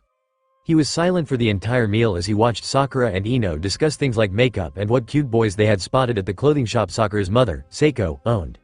Naruto looked down at his own clothes and mentally smiled as the outfit he was currently wearing. Every year for his birthday, he always received a new outfit to wear. This year he had gotten a long-sleeved, black t-shirt with blue flame patterns at the hem of the shirt and at the cuffs of the sleeves. He had a pair of long dark blue pants, black socks and a pair of dark blue boots. Around his neck was a pendant with a charm that looked like fire made of gold. It was also magically protected as the person who sold it to Seiko was a former mage. Because it represents your burning desire to protect your precious people like you had told me before, Seiko told him as to the reason why she got it, that and your burning passion for ramen. Naruto chuckled at the memory causing everyone to watch him. What's so funny? Choji asked as he finished off his 5th piece of chicken. Naruto fingered the pendant and chuckled. Just remembering the reason why Haruno-san had given me this pendant, Naruto replied. I never gave you that, Sakura said. Your Hokage-chan, Shikamaru clarified. He only calls your mother Haruno-san. Exactly, Sakura. The blonde then gave a small burp as he finished his chicken as sign that the tank was full. He got up and stretched his tense muscles before turning to Shikamaru. So Shikamaru, wanna play a game of shogi? He asked. Shikamaru smirked. Troublesome, he muttered. Fine, but I'm gonna kick your ass again. He was suddenly slapped on his head by a rolled-up newspaper. He looked up to see the angry face of his mother, Yoshino Nara. What was that for, crazy woman? He yelled. No cursing in this household while I'm around, she retorted. But Ka-chan, I hear you and Tu-san yelling out profanities every weekend. He yelled back, especially on Sunday. Yoshino and Shikaku, Shikamaru's father, turned red at that before turning away from their son and coughing. Don't think I don't know what you're doing in there. What are they doing in there? Choji asked innocently. The lazy genius saw all his friends watching him for the answer to the question, causing him to cough and blush rather heavily. They're playing cards, yeah, cards. And every time one of them gets beaten by the other, they yell. Loudly, he made emphasis on the word, loudly, as he glared at them, causing the two to turn away from their son once again.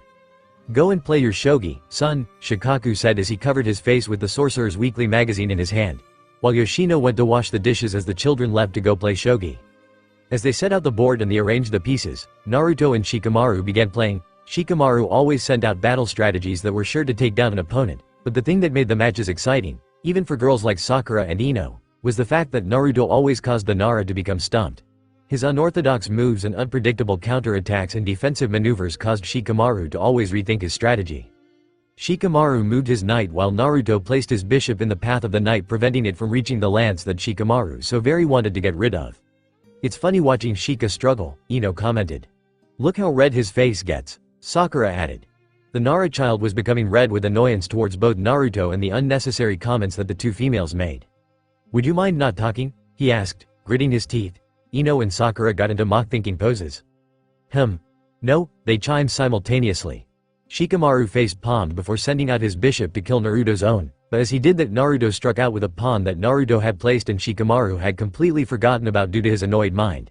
After much more unnecessary comments by the girls and moves by Naruto and Shikamaru, the black-haired boy finally managed a win as he cornered Naruto with his lance and promoted Rook, aka the dragon.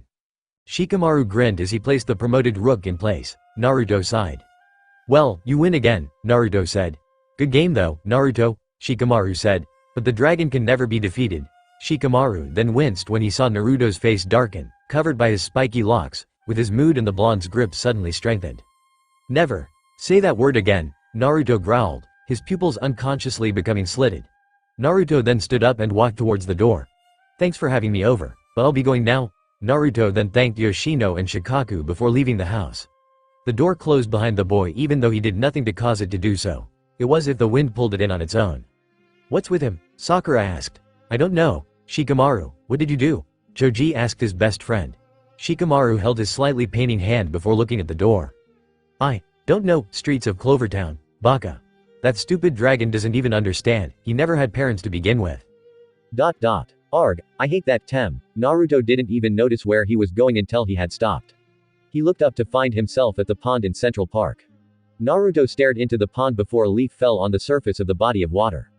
The water rippled and Naruto watched as his reflection became distorted before it started to shift in shape. He growled when he saw his reflection become that of the black dragons. You hate me, don't you boy? The dragon grinned widely. Well guess what, I don't give a fuck. The dragon's reflection began to laugh and the namikaze's anger spiked, causing his magic power to rise and the wind to unconsciously bend around him as he formed a compressed air bullet and launched it at the water body. A large splash occurred, causing a small tower of water to form. Naruto snarled. "Teme," he cursed the dragon again. Anabu's town, fury. A small figure was walking along the rooftops of the houses of Anabu's town. The figure was dressed in a dark red costume of some sort. The costume was made into the likeliness of some sort of canine. The hood of the costume was what made the head of the canine-like costume, which had two large red eyes imprinted on its fabric. Two long ears were seen atop it. Its mouth was where the head of the figure was located, but its face was kept hidden by the shadows of the hood. The figure twirled a long, bushy tail that seemed to not be part of the costume, in one hand, while a glass of a blood-red, alcoholic drink was held in the other. The figure sighed to itself as it drank the small glass of fire whiskey in its hand. It took another sip of the fire whiskey before it felt a rushing feeling wash over it. It appeared that the feeling was coming from not too far away. Such a delicious feeling of rage, the figure commented. Seems like it's coming from that direction. The figure turned to look in a northeasterly direction. Clover Town, it seems to be where it's coming from. If the smell of trees and the mountain air mixed into that anger is any indication. The figure then began to hop from rooftop to rooftop before reaching one of the higher roofs. In front of the figure was a large clock tower. The small figure jumped incredibly high for a creature that size.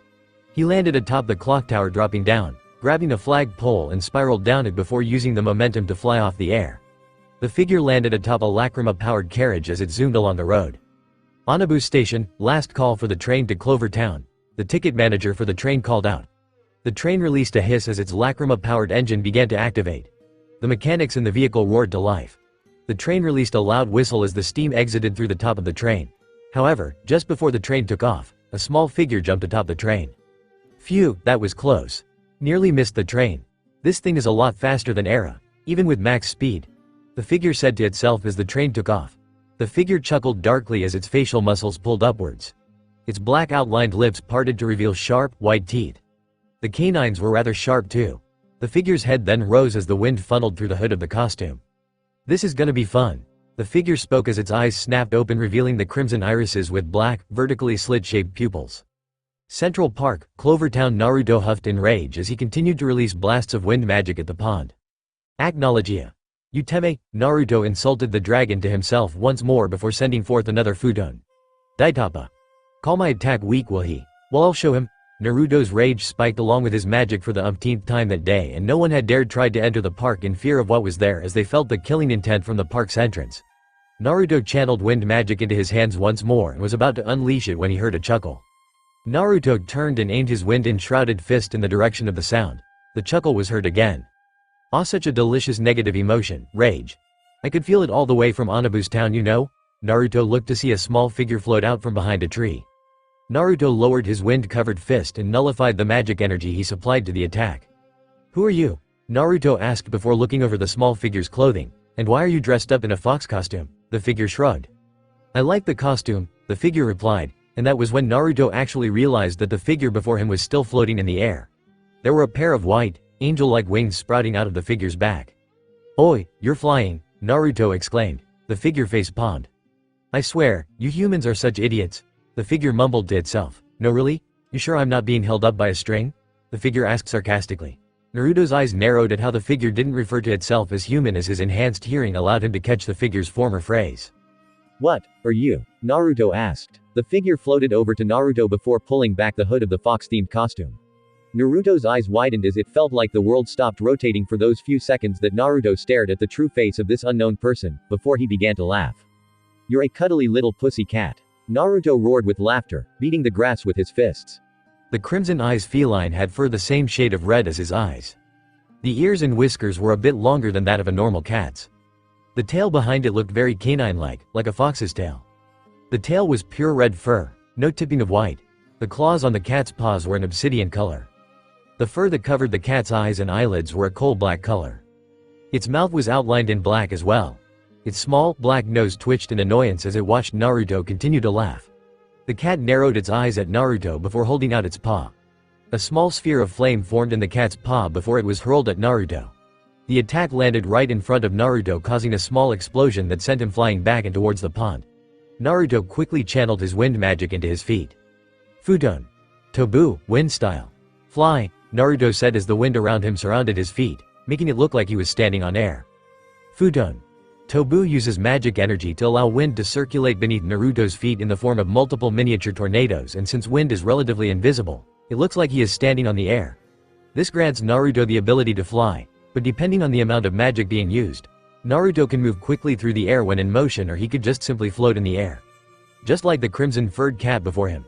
Naruto floated back over to the land and continued to laugh. "Don't laugh at me, you blonde baka," the red-furred cat exclaimed. You act like somebody I knew." "What's your name, human?" the fox costume-wearing cat asked. Naruto stared at the winged feline before glaring at it. "It's common courtesy to give you name first, you pyromaniac cat," Naruto said. "Address yourself properly when talking to the son of a dragon," the red-furred feline chuckled. "I like you, boy. The son of a dragon, you say? Well, I wouldn't want to anger you, oh mighty Dragonslayer." The cat gave a sarcastic tone as it mockingly bowed to Naruto. "I am Kurama." Naruto tilted his head in confusion. "Demon fox? But you're a cat?" Kurama shrugged. "I like the name, it suits me." "That's a horrible pun, cat," Naruto deadpanned. Kurama's eyes narrowed. "It wasn't a pun," Naruto blinked before he cleared his throat. "Well, Kurama, I am Naruto Uzumaki Namikaze, son of AC." Naruto's eyes narrowed. "The bastard of a dragon that I called Tusan."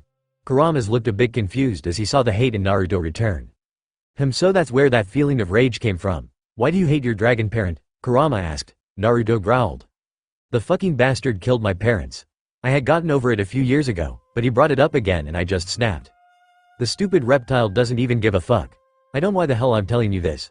But listen here, you mangy ball of fluff." Kurama's eyes flashed with rage at that insult. "Stay out of my way. I had to go back and finish beating the hell out of Tusan." However, before Naruto could take even 2 steps, he was hit in the back by a fireball, causing him to stumble. Naruto looked at his now burnt shirt and growled. "You mangy piece of shit, this was a birthday gift. In the words of your father, I don't give a fuck. How dare you call the great Kurama a ball of fluff?" the red-furred feline hissed. "Great Kurama?" peeved. "Please, you think you could take me on? Go chase a mouse?" Naruto said. Kurama's jaws opened and he fired an orb of fire the size of a basketball, and it impacted with Naruto's body, causing the boy to explode into fire. Kurama grinned only to frown when the fires swirled into a tornado before being dispersed as Naruto was surrounded by a shield of wind. Naruto's eyes became a darker shade of blue and his pupils changed from rounded to vertical slits. "You want to take this somewhere private?" Naruto snarled. "Sure thing, don't want to embarrass a gaki like you in a public area," the red-furred cat snarled back. Naruto then grabbed the cat forcefully before the wind began to swirl around them. Naruto then took a step forward. Futon. Shunpo no Kazejin. The two vanished into the wind. Mountains near the home of Aknologia and Naruto in the middle of an empty clearing, courtesy of our blonde Dragonslayer. The wind began to swirl around in a miniature twister. The twister howled as the winds blew stronger before it dispersed and revealed 2 figures. Naruto and Kurama parted away from each other and then stared into each other's eyes. Red met blue and the 2 combatants stared at each other. Kurama's wings stretched out of his body, granting him the gift of flight before he vanished in a blur of speed. Naruto's ears pricked as he twisted to the left and lashed out with a strong punch. Kurama stopped at least an inch in front of the boy's fist and grinned widely. "Seems that this will be a lot more fun than I thought," Kurama said as he flew up into the air. The fox-like cat dove down before opening his jaws and unleashing a ball of flame. Naruto backflipped to avenue, letting loose a blast of wind. Kurama barrel rolled and then went into a loop-de-loop before crashing head first into Naruto's stomach. The momentum transferred itself from Kurama's skull to Naruto's body, sending the Dragonslayer skidding backwards. Naruto then stopped, only to appear as if he vanished into the wind. Kurama yelped in pain before he was sent flying by a strong kick to his skull. The cat spread his wings and stopped his motion only to be sent skyward when Naruto appeared beneath him, crashing an uppercut to the chin. The red-furred cat was then sent to the ground from a strong axe kick to the skull. Spiraling downwards, Kurama spread his wings and suddenly his body glowed with a crimson aura. His speed suddenly increased as Naruto landed on the ground and Naruto was suddenly sent flying from a powerful headbutt to his side. A fireball followed quickly and sent him flying through the air. Naruto flipped as he landed against the trunk of a tree. He pushed off the tree trunk and took a deep breath. Futon. Furyuden. A giant wind dragon funneled out of Naruto's mouth as it flew towards the winged feline. The crimson-eyed cat quickly began to rotate his arms before thrusting out in front of him. A powerful stream of fire crashed into the wind dragon. The winds caused the fire's intensity to increase as it cleaved the wind dragon in half. Naruto dropped to the ground, rolling as he avoided the fire blast before stopping in a kneeling position, arms stretched out to the sides. He swung them together and a large gust of wind flew forth from the point of contact where his palms met. Kurama tumbled through the air before being met with a crushing punch from Naruto as he used Shunpo no Kazejin to appear above the cat and send him to ground. Kurama bit down on Naruto's arm and Naruto retracted his arm in pain before a fireball collided with his stomach. Naruto flipped through the air as he watched his stomach. The shirt was burned, leaving a hole in it, and if it weren't for his seal being able to react in time, the attack would have hurt his flesh as well. The seal was designed only to react when Acnologia attacked him, but with other enemies the seal's reaction time decreased by 15%, so there were possibilities of Naruto being hurt. Naruto tore off the shirt and snarled, "You're dead, cat." "Bring it on, human," Kurama roared before taking a deep breath and unleashed a powerful stream of fire. Naruto quickly formed a blade of wind around his arm and swung it in a vertical arc. Futon.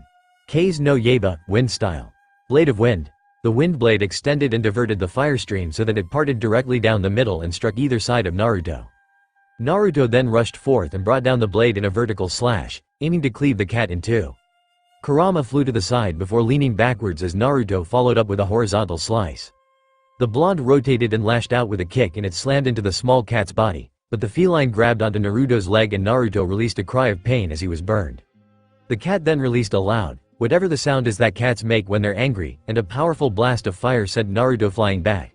The cat then flew after Naruto and a large clawed hand of fire grabbed onto Naruto and slammed him into the ground. Naruto coughed before he was slammed into a tree. The arm then threw him up before the flaming fist crashed into his body. The blonde flipped and skidded along the ground before taking off at high speeds. Wind blade in hand, he slashed at Kurama only for the cat to avoid each slash. The cat ducked beneath a horizontal slash before nailing a flaming uppercut to Naruto's chin. The boy went skyward, but quickly channeled wind magic into his feet and flew to the side to avoid the stream of fire that followed after. However, Kurama flew up after him and slammed a fireball into Naruto's body before lashing out with a kick. Fire enveloped the cat's limb and the stream extended to form a clawed foot before slamming into Naruto's side. A slight crack met Naruto's ears as his rib was cracked. His Dragonslayer healing abilities coupled with the seal giving him a healing factor would make easy work of the break, but it wasn't that Naruto was worried about. He was worried about the fact that the flying pyromaniac of a feline had disappeared from his sight. He sniffed the air and his eyes narrowed. His scent is spread out all over the place. I can't pinpoint him, he was broken out of his thoughts when he felt searing heat behind him. Naruto quickly flew up to avoid the fireball that tried to hit him only for the red-eyed cat to appear above him and slam a flaming fist down on his skull. Naruto tumbled through the air before barrel rolling to avoid the clawed hand of flame that aimed to burn him. He then took a deep breath and let loose a wind dragon at the cat, but he avoided the attack before slashing his obsidian claws in a downward motion. 3 vertical lines of fire shot forth from Kurama's claws, heading for the cat's opponent. Naruto performed the same action, but with claws of wind. Both attack collided midway and resulted in a fiery explosion. The two combatants smirked at each other when the cloud dissipated. "Not bad, cat. Same to you, human." The two flew towards each other and Naruto lashed out with a kick, but the smaller combatant easily looped-de-looped to avoid the strike before speeding down, using the momentum from the looping action to crash a powerful headbutt to Naruto's stomach. Naruto clutched his stomach in pain. It seemed as if the seal was unable to deflect physical attacks from regular enemies for some reason. I'll have to look into that later, he thought as he avoided the blast of fire from Kurama. The winged cat then vanished as a blur of motion. Naruto did so as well. Shockwaves resulted as flame-covered paws and wind-shrouded fists collided with one another. The multiple times the sound barrier broke was astounding. Suddenly the two were in a deadlock as they let loose blasts of wind and flame from their jaws, respectively. Another explosion resulted as they came to a stalemate. "Use your Dragonslayer magic, do not take me lightly," Kurama howled as he released a fireball from his paw. Naruto flew to the side and smiled widely, showing his sharp canines. "I don't need that magic to beat you. You're a lowly cat. Granted your abilities are rather strange and strong for a bipedal, talking cat, but that does not mean I should utterly destroy you," Naruto said. He was then caught off guard when Kurama vanished in a blur of speed as he used Era. Axe speed. The fox costume-wearing cat slammed head-first into Naruto's stomach and Naruto gritted his teeth. "You have a hard skull," Naruto said, causing the cat to grin widely. However, Naruto grabbed the cat's head and slammed a knee to the cat's face. He repeated the action before punching it in the stomach. He followed up with a left hook to the face before using an uppercut to the face. He followed up with another uppercut before swinging his leg in an upward motion. His foot slammed into the cat's face before he followed up with the other foot. The boy and cat moved up higher into the air before the blonde clasped his hands together. Futon. Furyu Kurasha, wind style. Wind dragon crusher, his hands. coated by swirling winds, slammed down on Kurama's skull, sending the cat speeding down towards the ground, and Naruto then flew down after the cat as it made impact with the dirt. Kurama gritted his teeth in pain as he landed on the ground. His eyes opened and he saw Naruto flying down after him. The boy moved both his hands to his waist and a large amount of wind accumulated around his fists. Fudon. Hantai no Kazejin, wind style. Wind god's judgment.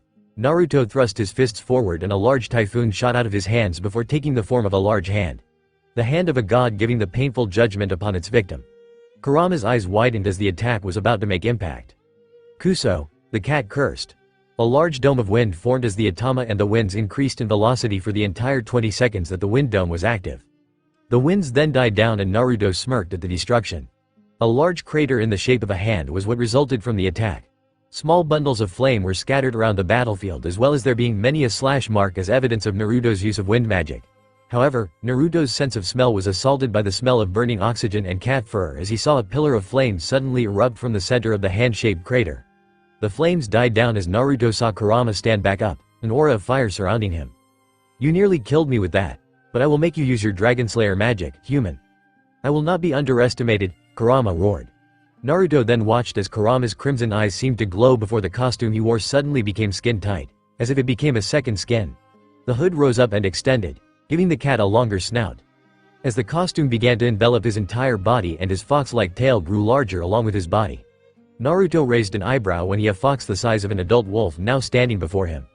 "This is my most powerful magic. I am able to bond with my costume, making it my actual skin as it bonds to my flesh, and I become a demon kitsune. The only downside to this magic is that I lose the ability to fly," Kurama explained to his opponent. "So you can fly, make and manipulate fire, sense negative emotions, and do this?" Naruto said.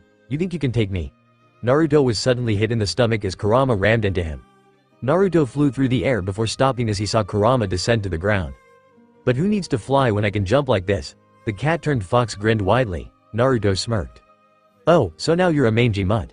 Well, that doesn't change the fact that you're below me," Naruto growled before the wind swirled around his arm. Fudon. Kei's no Yaiba. Slashing the blade downwards, the gray-green magic seal formed in front of the blade as a crescent of wind flew towards the kitsune. Kurama, being in midair, was unable to avoid the impact with the attack, but simply took it apart with a blast of fire. The kitsune landed on the ground before his tail seemed to extend and become engulfed in flame. The whip of fire slammed down on Naruto and caused a small explosion, only for a crescent of wind to shoot out from the wind blade and slam into his body. Both combatants growled at one another. Naruto clapped his hands together as a shockwave of wind flew towards Kurama, but the cat-turned kitsune rolled out of the way before launching a round of fireballs at the blonde 10-year-old. Naruto lay flat as a board on the ground as he dodged the attack before going into a cat spring to get back onto his feet. As his feet met the earth, he let loose a wind dragon from his jaws. The attack sped towards Kurama at a speed he knew he wouldn't be able to dodge at. So he did the only thing he could. Kurama smirked as channeled more magic power and suddenly 2 more tails sprouted out of his rear end. Naruto gaped as he saw the kitsune suddenly lash out with his tails of flame and turned his wind dragon into nothing. "If I increase my magic power in this form, I gain more tails. You've heard the legend of kitsune, right? The more tails they have, the stronger they get. And you don't want to see what will happen if I go all out," Kurama threatened. Naruto ignored the threat and attacked with a futon. Daitappa. Kurama grinned before lashing out with one of his tails and nullified the wind blast. Naruto's eyes widened when a second tail burst out of the ground behind him. The tail wrapped itself around his waist before he was repeatedly slammed into the ground. The kitsune pulled his tail and Naruto began to spin like a top before he crashed face first, and rather painfully I might add, into a tree. The blonde wind magic user groaned as he cracked his broken nose back into place. As he turned to face the laughing fox, he was bitch-slapped across his face by one of Kurama's tails. The tail went back for a second blow, only for Naruto to avoid the attack and grab Kurama's tail. Futon. Kyushu, wind style. Suction. Kurama was suddenly pulled towards Naruto as the wind magic swirled around the arm which gripped his tail. Kurama dug his 2 free tails into the earth to anchor himself. As he struggled to maintain his ground, the crafty kitsune got an idea. He breathed a stream of fire and that, coupled by the inhaling action of Naruto's wind spell, it caused Naruto to be sent flying back by an explosion of red flame. Naruto tumbled through the air only for Kurama to appear behind him.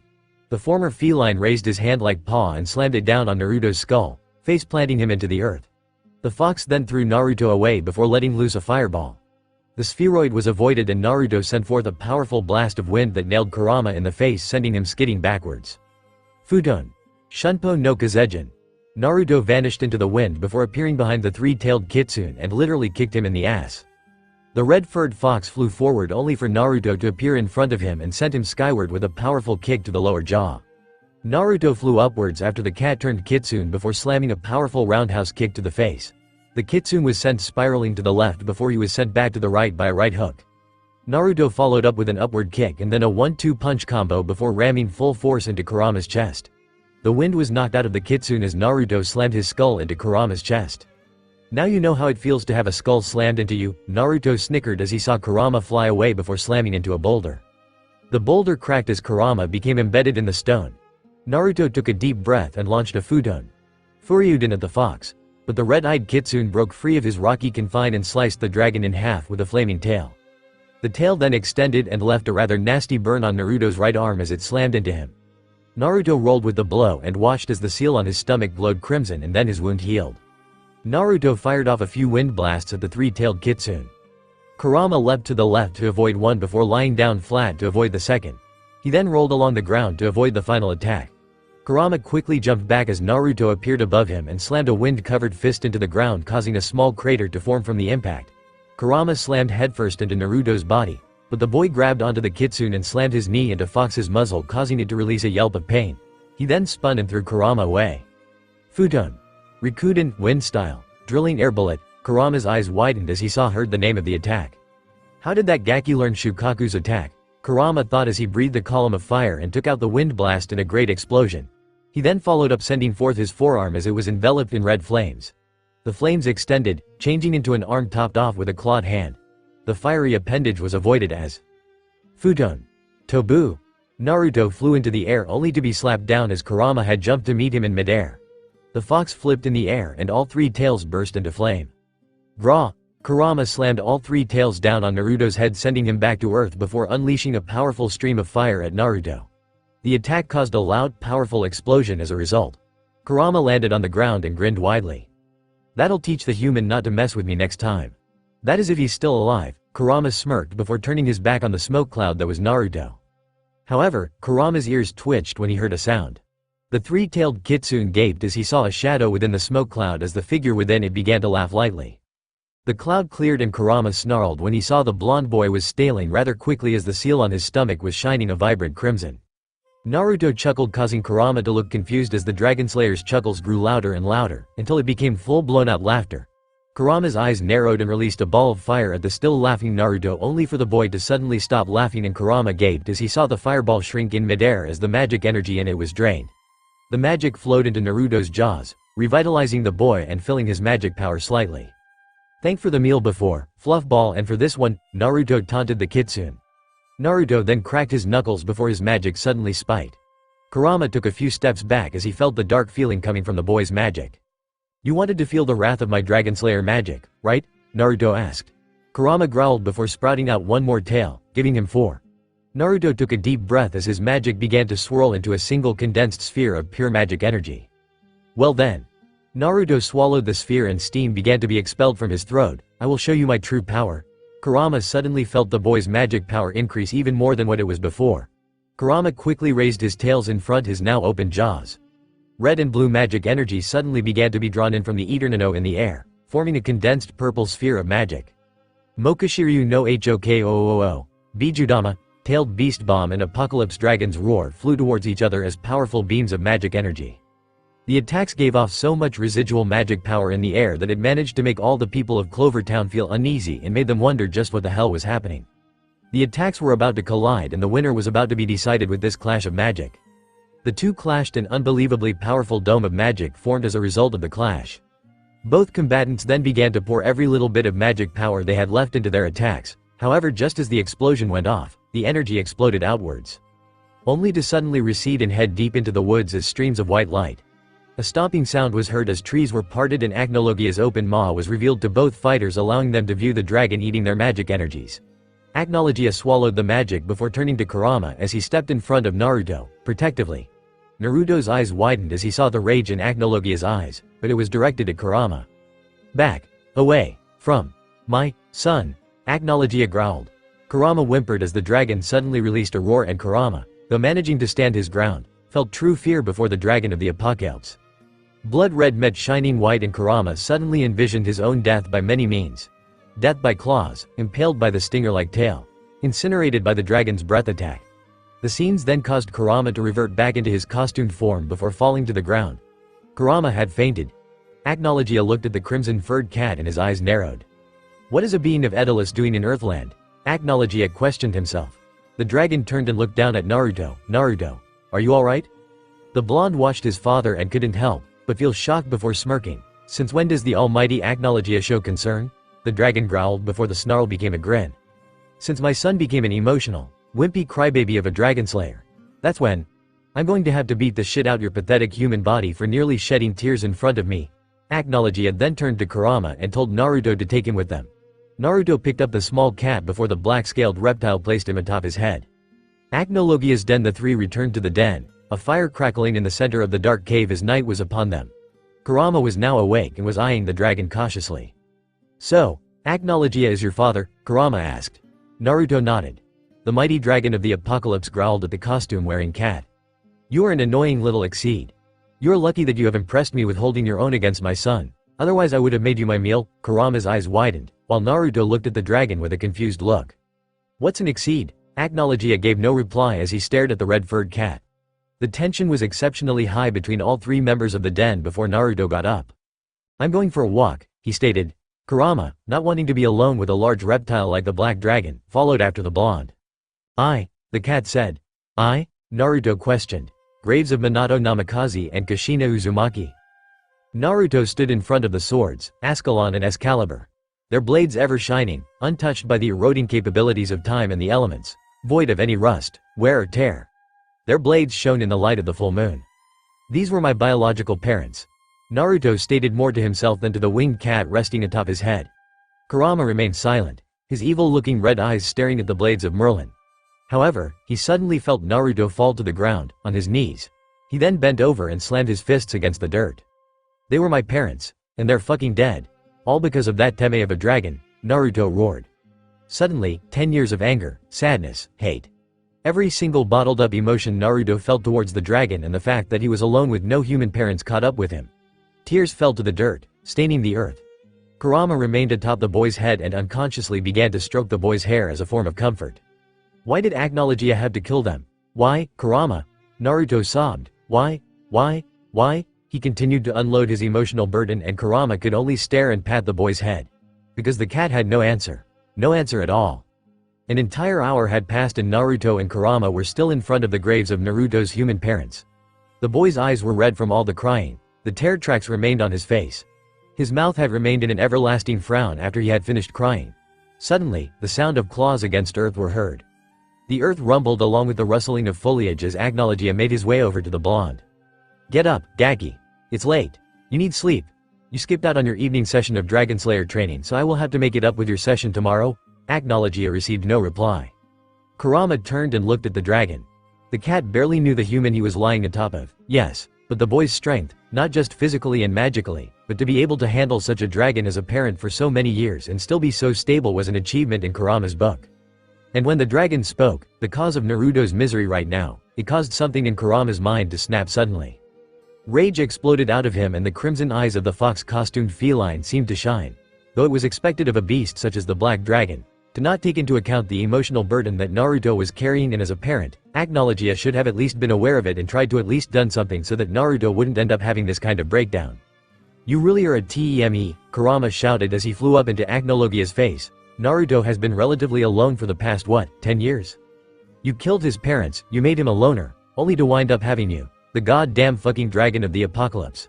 The worst kind of substitute for a parent I might add, and here you act like you don't even care about what the hell is going on with him as a result of him losing his parents at your hands and you have the fucking audacity to act like nothing's happened and talk about some fucking training session. Where I come from, my brothers and sisters and I were seen as weapons, demons. We killed many out of the mental instability it caused us. But still we held on to what the humans would call our right mindset. And so we were able to at least try and make amends for our sins, but you're just a fucking piece of shit. Who doesn't even care about his own goddamn son. So listen here you idiotic dragon. Go take that piece of shit you call a tail, shove it up your ass and go fuck yourself. Kurama panted as he watched the dragon's white eyes. Your opinion of me does not deter my feelings of indifference towards Naruto, exceed. I do not care for him as the other dragons care for their Dragonslayers. Naruto is merely a human. A pitiful, little human who is too weak to even make it out in the world of magic should he choose to be a mage, and I cannot change what he is. If he feels what he feels, then I can do nothing to stop it. The reason I do not care is because I know that my son is strong enough to just get over that and move on with his life. If he has been relatively alone for these past few years, then what does that have to do with me? He is strong knowing that he was alone and was able to move on with his life.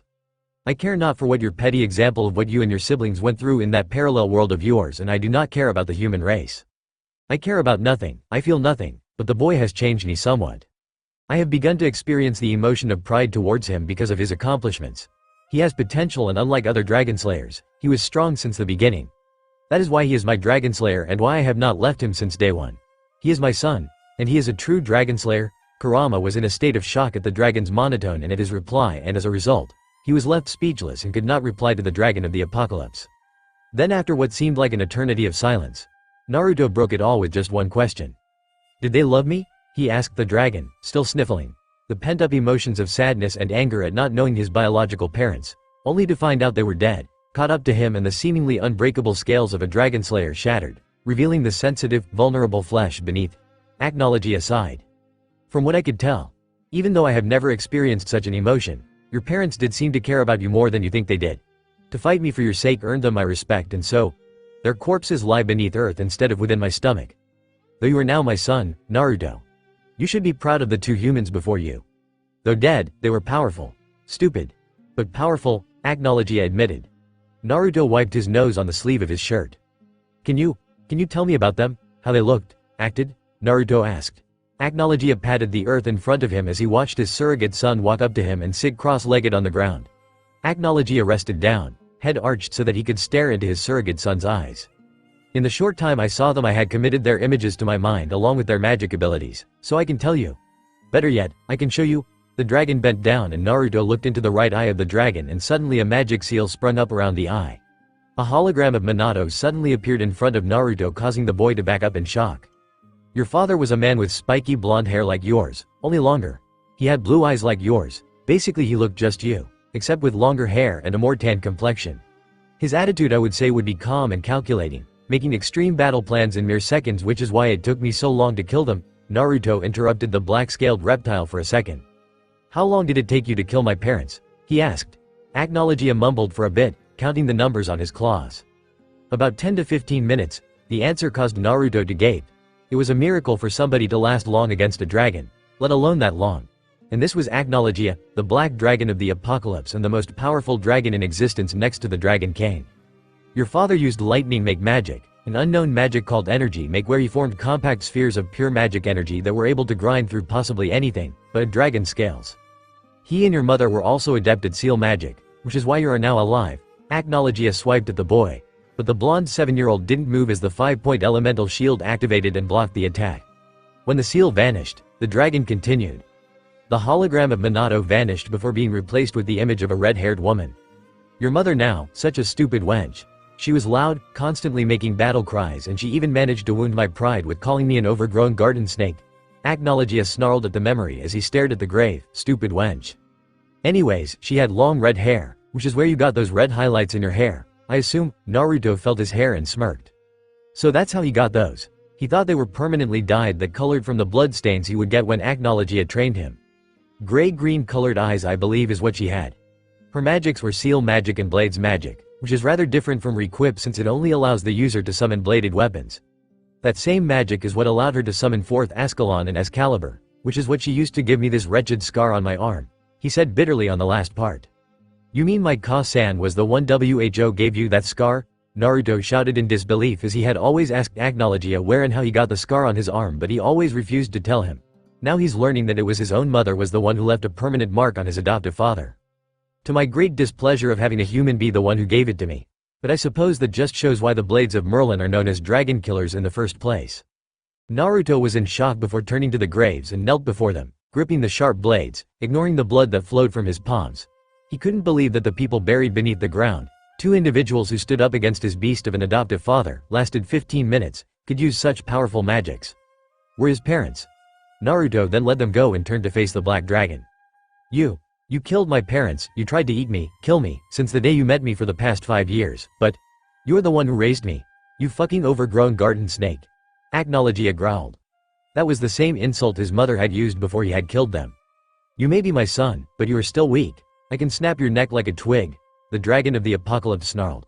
Naruto snarled back. Oh yeah, well if I'm weak then make me stronger. You're my Tusan, you're my teacher.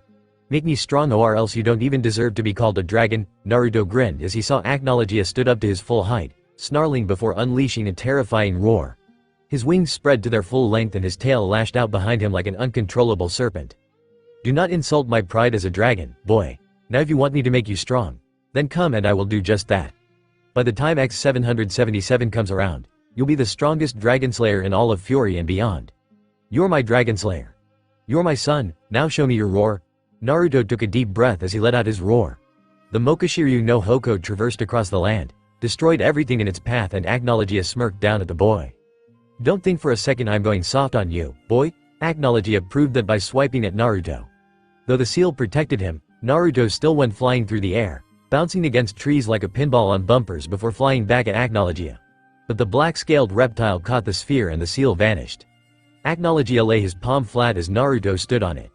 The two stared at each other and Acknowledgia noticed the fire burning in the blonde's eyes. I still don't regen if you are an annoying, pain in the ass, human with a mouth bigger than anyone else's I know. I still don't regret leaving you after 10 years, even if you are a stupid, overgrown garden snake. Kurama cried anime tears in the background. That's so beautiful. Such wonderful insults. Acknowledgia and Naruto glared at the red-furred cat. Shut up, they yelled simultaneously, the next day.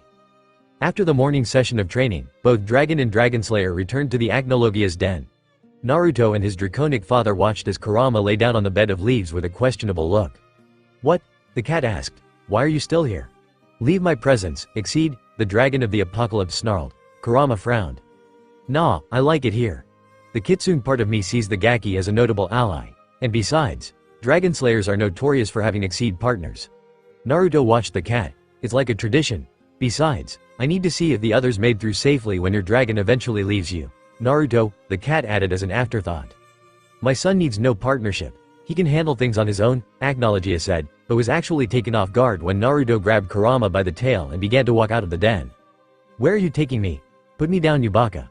You humans are so inconsiderate, especially you prideful Dragonslayers. How dare you try to kick me out, the great Kurama? The crimson-furred cat hissed. Naruto looked down at the cat with an emotionless look. What the hell are you talking about? We're going to go to Clover Town for a while. I need to show you off to a Yame-ne-chan, Naruto said. Kurama and Acknowledgia looked at each other before looking at the blonde. Huh? The cat said intelligently. You're my ally, right? Dragons only choose the strongest as their allies and you, Kurama, are strong enough to be one of mine. Naruto turned to the black dragon. And you cannot change my mind, Tusan, Acknowledgia snarled. As if you can keep that mangy ball of fur in my den. Leave my presence, you weakling human, Acknowledgia roared. Naruto waved him off as he tucked Kurama under his arm as if he were a pillow. Yeah, put a sock in it, you overgrown garden snake. Acknowledgia growled before looking at tiny Pebble and grinned as he watched Naruto leave the den. He positioned his claw and narrowed his eyes, tongue sticking out of the corner of his mouth as he prepared to take aim. Target acquired, the dragon thought. Fire, and with that, he sent the pebble flying through the air. The small rock nailed Naruto on the back of his head, sending him sprawling on the ground in a comical fashion from the force with which the rock collided with his cranium. Naruto rolled on the ground, clutching his head and Kurama in pain. Profanities flew forth from his mouth and Acknowledgia chuckled. Hee. I don't regret taking you in at all. Naruto, October 10th year X776. Happy birthday, Naruto. Naruto gave a small smile as the cake was laid before him. Kurama rested atop his head staring hungrily at the piece of pastry. Naruto was finally turning 13 years old. The boy had gotten his new birthday outfit from Seiko, which consisted of the same style of long-sleeved, black t-shirt, but the pattern was similar to that of blue wisps of fire along the entirety of the t-shirt, making it look like Acknowledgia's body somewhat. He got a pair of dark blue, loose-fitting pants, and since his shoe size had grown with the rest of his body, he had to get a new pair of black boots to complete the look. The gold flame pendant he had gotten from Seiko was still worn around his neck. For the past 3 years since he had gotten it, he had never taken it off. Naruto had gotten a growth spurt now that he had hit 13. He now stood at the average height of a 13-year-old teenager, which was 5 feet, 4 inches. This made him slightly taller than Sakura and Ino. the same height as Choji and about 1 inch shorter than Shikamaru. Thanks, Naruto spoke. So Naruto, blow out the candles and make a wish. Ino smiled at her fellow blonde. Wishes are simply a form of entertainment at birthday parties. Wishes never actually come true, Naruto deadpanned. Everyone's sweat dropped at the boy's monotone. He's so serious about it, they thought. Geez Naruto, it's your birthday. Don't be so dull, now blow out the candles and make a wish. Sakura said. Naruto stared at the candles before turning to survey the crowd that turned up for his birthday. Sakura, Shikamaru, Ino and Choji had shown up. Ayame and Tucci were busy at the ramen shop, but they had already given him his birthday gift of 20 extra large bowls of miso pork ramen with extra noodles which he had devoured with gusto. There also stood Seiko, Yoshino and Shikaku, along with Shuza, Choji's father, who were all holding cameras as they awaited Naruto's blowing of the candles. Inoichi, Ino's father, looked like he was watching the boy to see if he was going to try anything with his daughter as the blonde girl had her arms wrapped around the boy in a one-armed hug. Naruto sighed before turning to Sakura. Do I have to? Acnologia really did a number on the boy's vision of what was fun and what wasn't, especially since Naruto's version of fun was to destroy a wide area of land until it was nothing but a desolate wasteland in comparison to the lush forest it had once been. All thanks to our favorite dragon of the apocalypse. Shikamaru and Choji sighed. Troublesome. The black-haired boy murmured. Boy, just shut up and blow out the damn candles. Kurama said. The crowd had already known of the Crimson Cat's ability to talk and fly, but they didn't learn of his ability to make fire and turn into a multi-tailed kitsune. That was his and Naruto's little secret. Acnologia knew as well, but he didn't really care for the Exceed's abilities. Also, they had never known of Naruto's abilities as an unofficial mage because he never had any reason to use his magic outside of his training with Acnologia and Kurama. The fox-wearing cat and his partner turned to see the pink cat walk up to them. The two stared at her with a puzzled look as Sakura suddenly got a wide smile on her face. She cracked her knuckles. Naruto watched her with an impassive look on his face, but on the inside he was frightened of the pink-haired girl before him, having only seen this smile whenever she was annoyed. And that usually ended with him being punched into the ground by her amazingly strong punches. Naruto let himself get hit the first few times since they were younger and she was weak as hell. But now that she was 13 with raging hormones, whenever she was angry, she developed this unforeseen ability to gain inhuman strength and her rage allowed her to hurt him with the punches. It didn't hurt as much as Kurama's headbutts, but they hurt enough to cause him to get huge bumps on his head. Naruto mentally gulped as she spoke in a sickeningly sweet tone. Naruto-kun, if you don't blow out the candles then the icing on the cake that I worked so hard to make will melt and we don't want that now. Do we? She cracked her knuckles again. Naruto nodded slowly, eyes wide with fear. If you insist. Naruto then took a deep breath and made his wish before blowing out the flames on the candles. Everyone clapped and Sakura and Ino gave the boy a kiss on either cheek. Happy birthday, Naruto.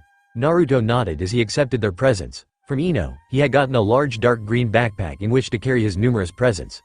He also got a pretty sunflower with the bag. What do you know, something useful, and something not useful. This earned him a glare from the blonde Yamanakas causing him to sweat drop. Kurama faced Pod. You're an idiot. Don't say things like that out loud. The Exceed told him. Naruto shrugged and put the backpack on the ground while placing the sunflower between his teeth. He opened Sakura's present and saw that it was another outfit for him. A navy blue t-shirt with a red spiral on the front and the image of a fox on the back. A pair of black cargo pants followed after.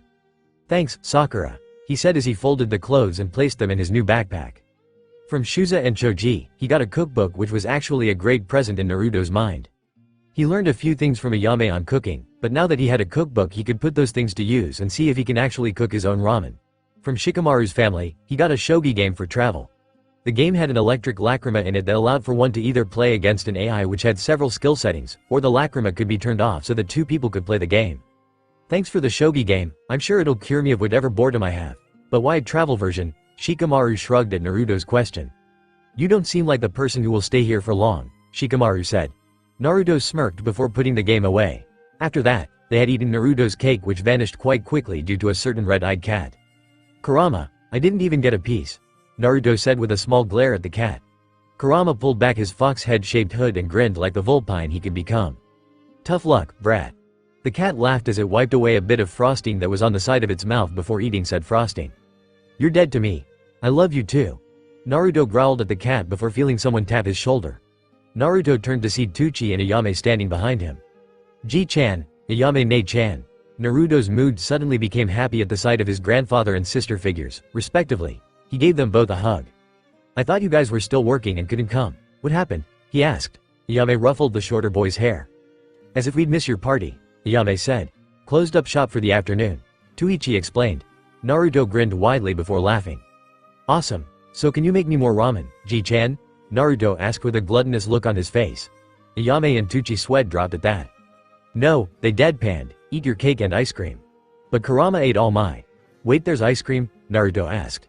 Naruto turned to see everyone else eating either chocolate, vanilla or cookies and cream-flavored ice cream out of small styrofoam cups. Smiles adorned their faces, while Shikamaru and his father just looked bored. Even eating ice cream, those two never seemed to show much joy in things. Oi, save some for me. Ice cream, Kurama yelled. Oh no you don't, that ice cream's mine. Naruto tackled his flying cat to the ground before throwing him into the wall. Kurama landed against the vertical surface with a humorous, splat, sound before he seemed to peel off the wall as the impact made him become as flat as a sheet of paper. Kurama drifted down like paper in the wind before looking up. My ice cream. The crimson-furred cat sobbed as he satious treat in front of him as a form of torture for the crimson cat. The scene caused everyone to laugh at Kurama's expense.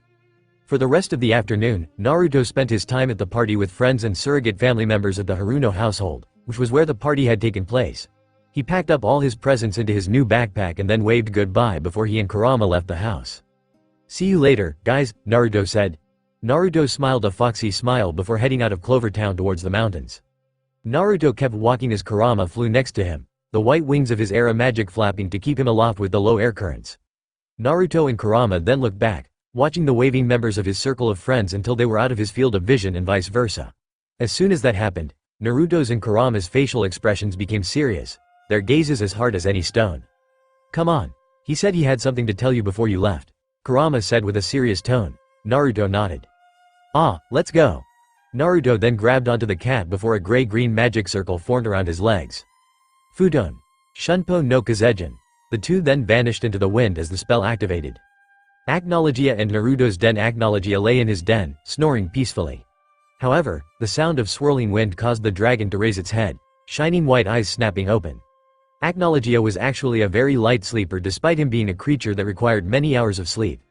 The black dragon stared as the wind began to swirl into a twister in one specific area of the den before it dispersed to reveal his son and his exceed partner. So, what is it you wanted to tell me? The blonde asked. The black dragon watched the fox costume wearing cat before looking at him. Exceed, leave the den. Huh? Why? I want to know too. Kurama whined. The black dragon growled before unleashing a roar. Do not make me repeat myself, Exceed. Leave my presence. This is something meant only for Naruto's ears. Kurama shrunk away from the beast before nodding and flying out of the den. Acnologia paused before looking around. The black dragon sniffed the air before nodding and then raised his right forelimb. He slammed his claws into the earth and suddenly a black magic seal appeared beneath them. Naruto and Kurama looked at the black light in confusion before it died down. What was that for? Naruto asked. That was a high concentration of magic power too. What did you need to use such a large amount for? Please, I barely required any magic power to cast such a simple spell. The spell I just used was a silencing barrier spell. It allows no one outside of the magic seal's diameter to hear what we are saying, and it also grants us invisibility to any onlookers. It also doubles as a sort of barrier so that anyone who was not in the magic seal at the time of its activation cannot enter. Kurama cannot enter. Okay. So, Tusan. What's the point of all this? The boy obviously wanted to understand the reasoning behind Acnologia's wanting to see him alone, and whenever a situation required these circumstances it was always a serious matter that the dragon wished to discuss. I am about to tell you is a secret known to no human or beast. It is a secret known only to us dragons, Acnologia said. What secret? Naruto asked. You must swear upon your heart, take the oath of the dragon. That you will never utter a word about what you have heard to anyone else. Not even your fellow Dragonslayers, should you find them or should you deem them worthy of hearing information of this magnitude. You do not speak of this. Do you understand, Naruto? The blonde nodded. The oath of the dragon was the equivalent of a blood oath made by humans or the swearing by the river Styx from Greek mythology. Whenever you make one, you cannot break the promise that you made. So, what is it that you wish to speak about? Acnologia sighed before turning to the pile of sticks in the corner of the den. The dragon put the pile between himself and Naruto before raising two claws and created friction between them. The sparks that flew out from the friction caused the wood to burst into flames, thus providing a light source within the darkness of the den. The origins of the Dragonslayer. Acnologia stated. Naruto's eyes widened. He had always wondered why dragons would train humans in the art of how to kill their own kind, but he never received an answer from the black dragon despite the numerous times he had asked over the past few years. The origins of the Dragonslayer?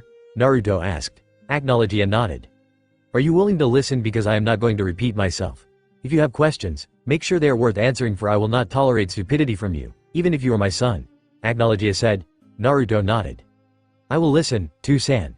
The dragon nodded to the blonde before the dragon looked into the yellow flames. I will start from the beginning of it all. Before even I, the great Acknowledgea, was born, he began. Dragons have existed since the beginning of the universe. Among the dragons, there were several classes. There were ordinary dragons, those who are unable to use magic and are, in a nutshell, the civilians of the dragon homeland. Then there were those who were able to use magic, the Kensei or gifted.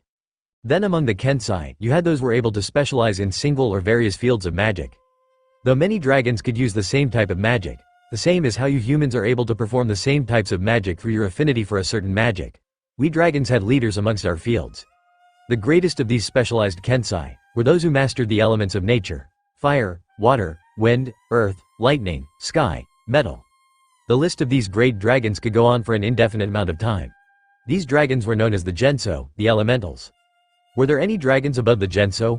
Naruto asked, because obviously, it seems as if Ignil Teme and the others are the Genso. Your assumptions are correct.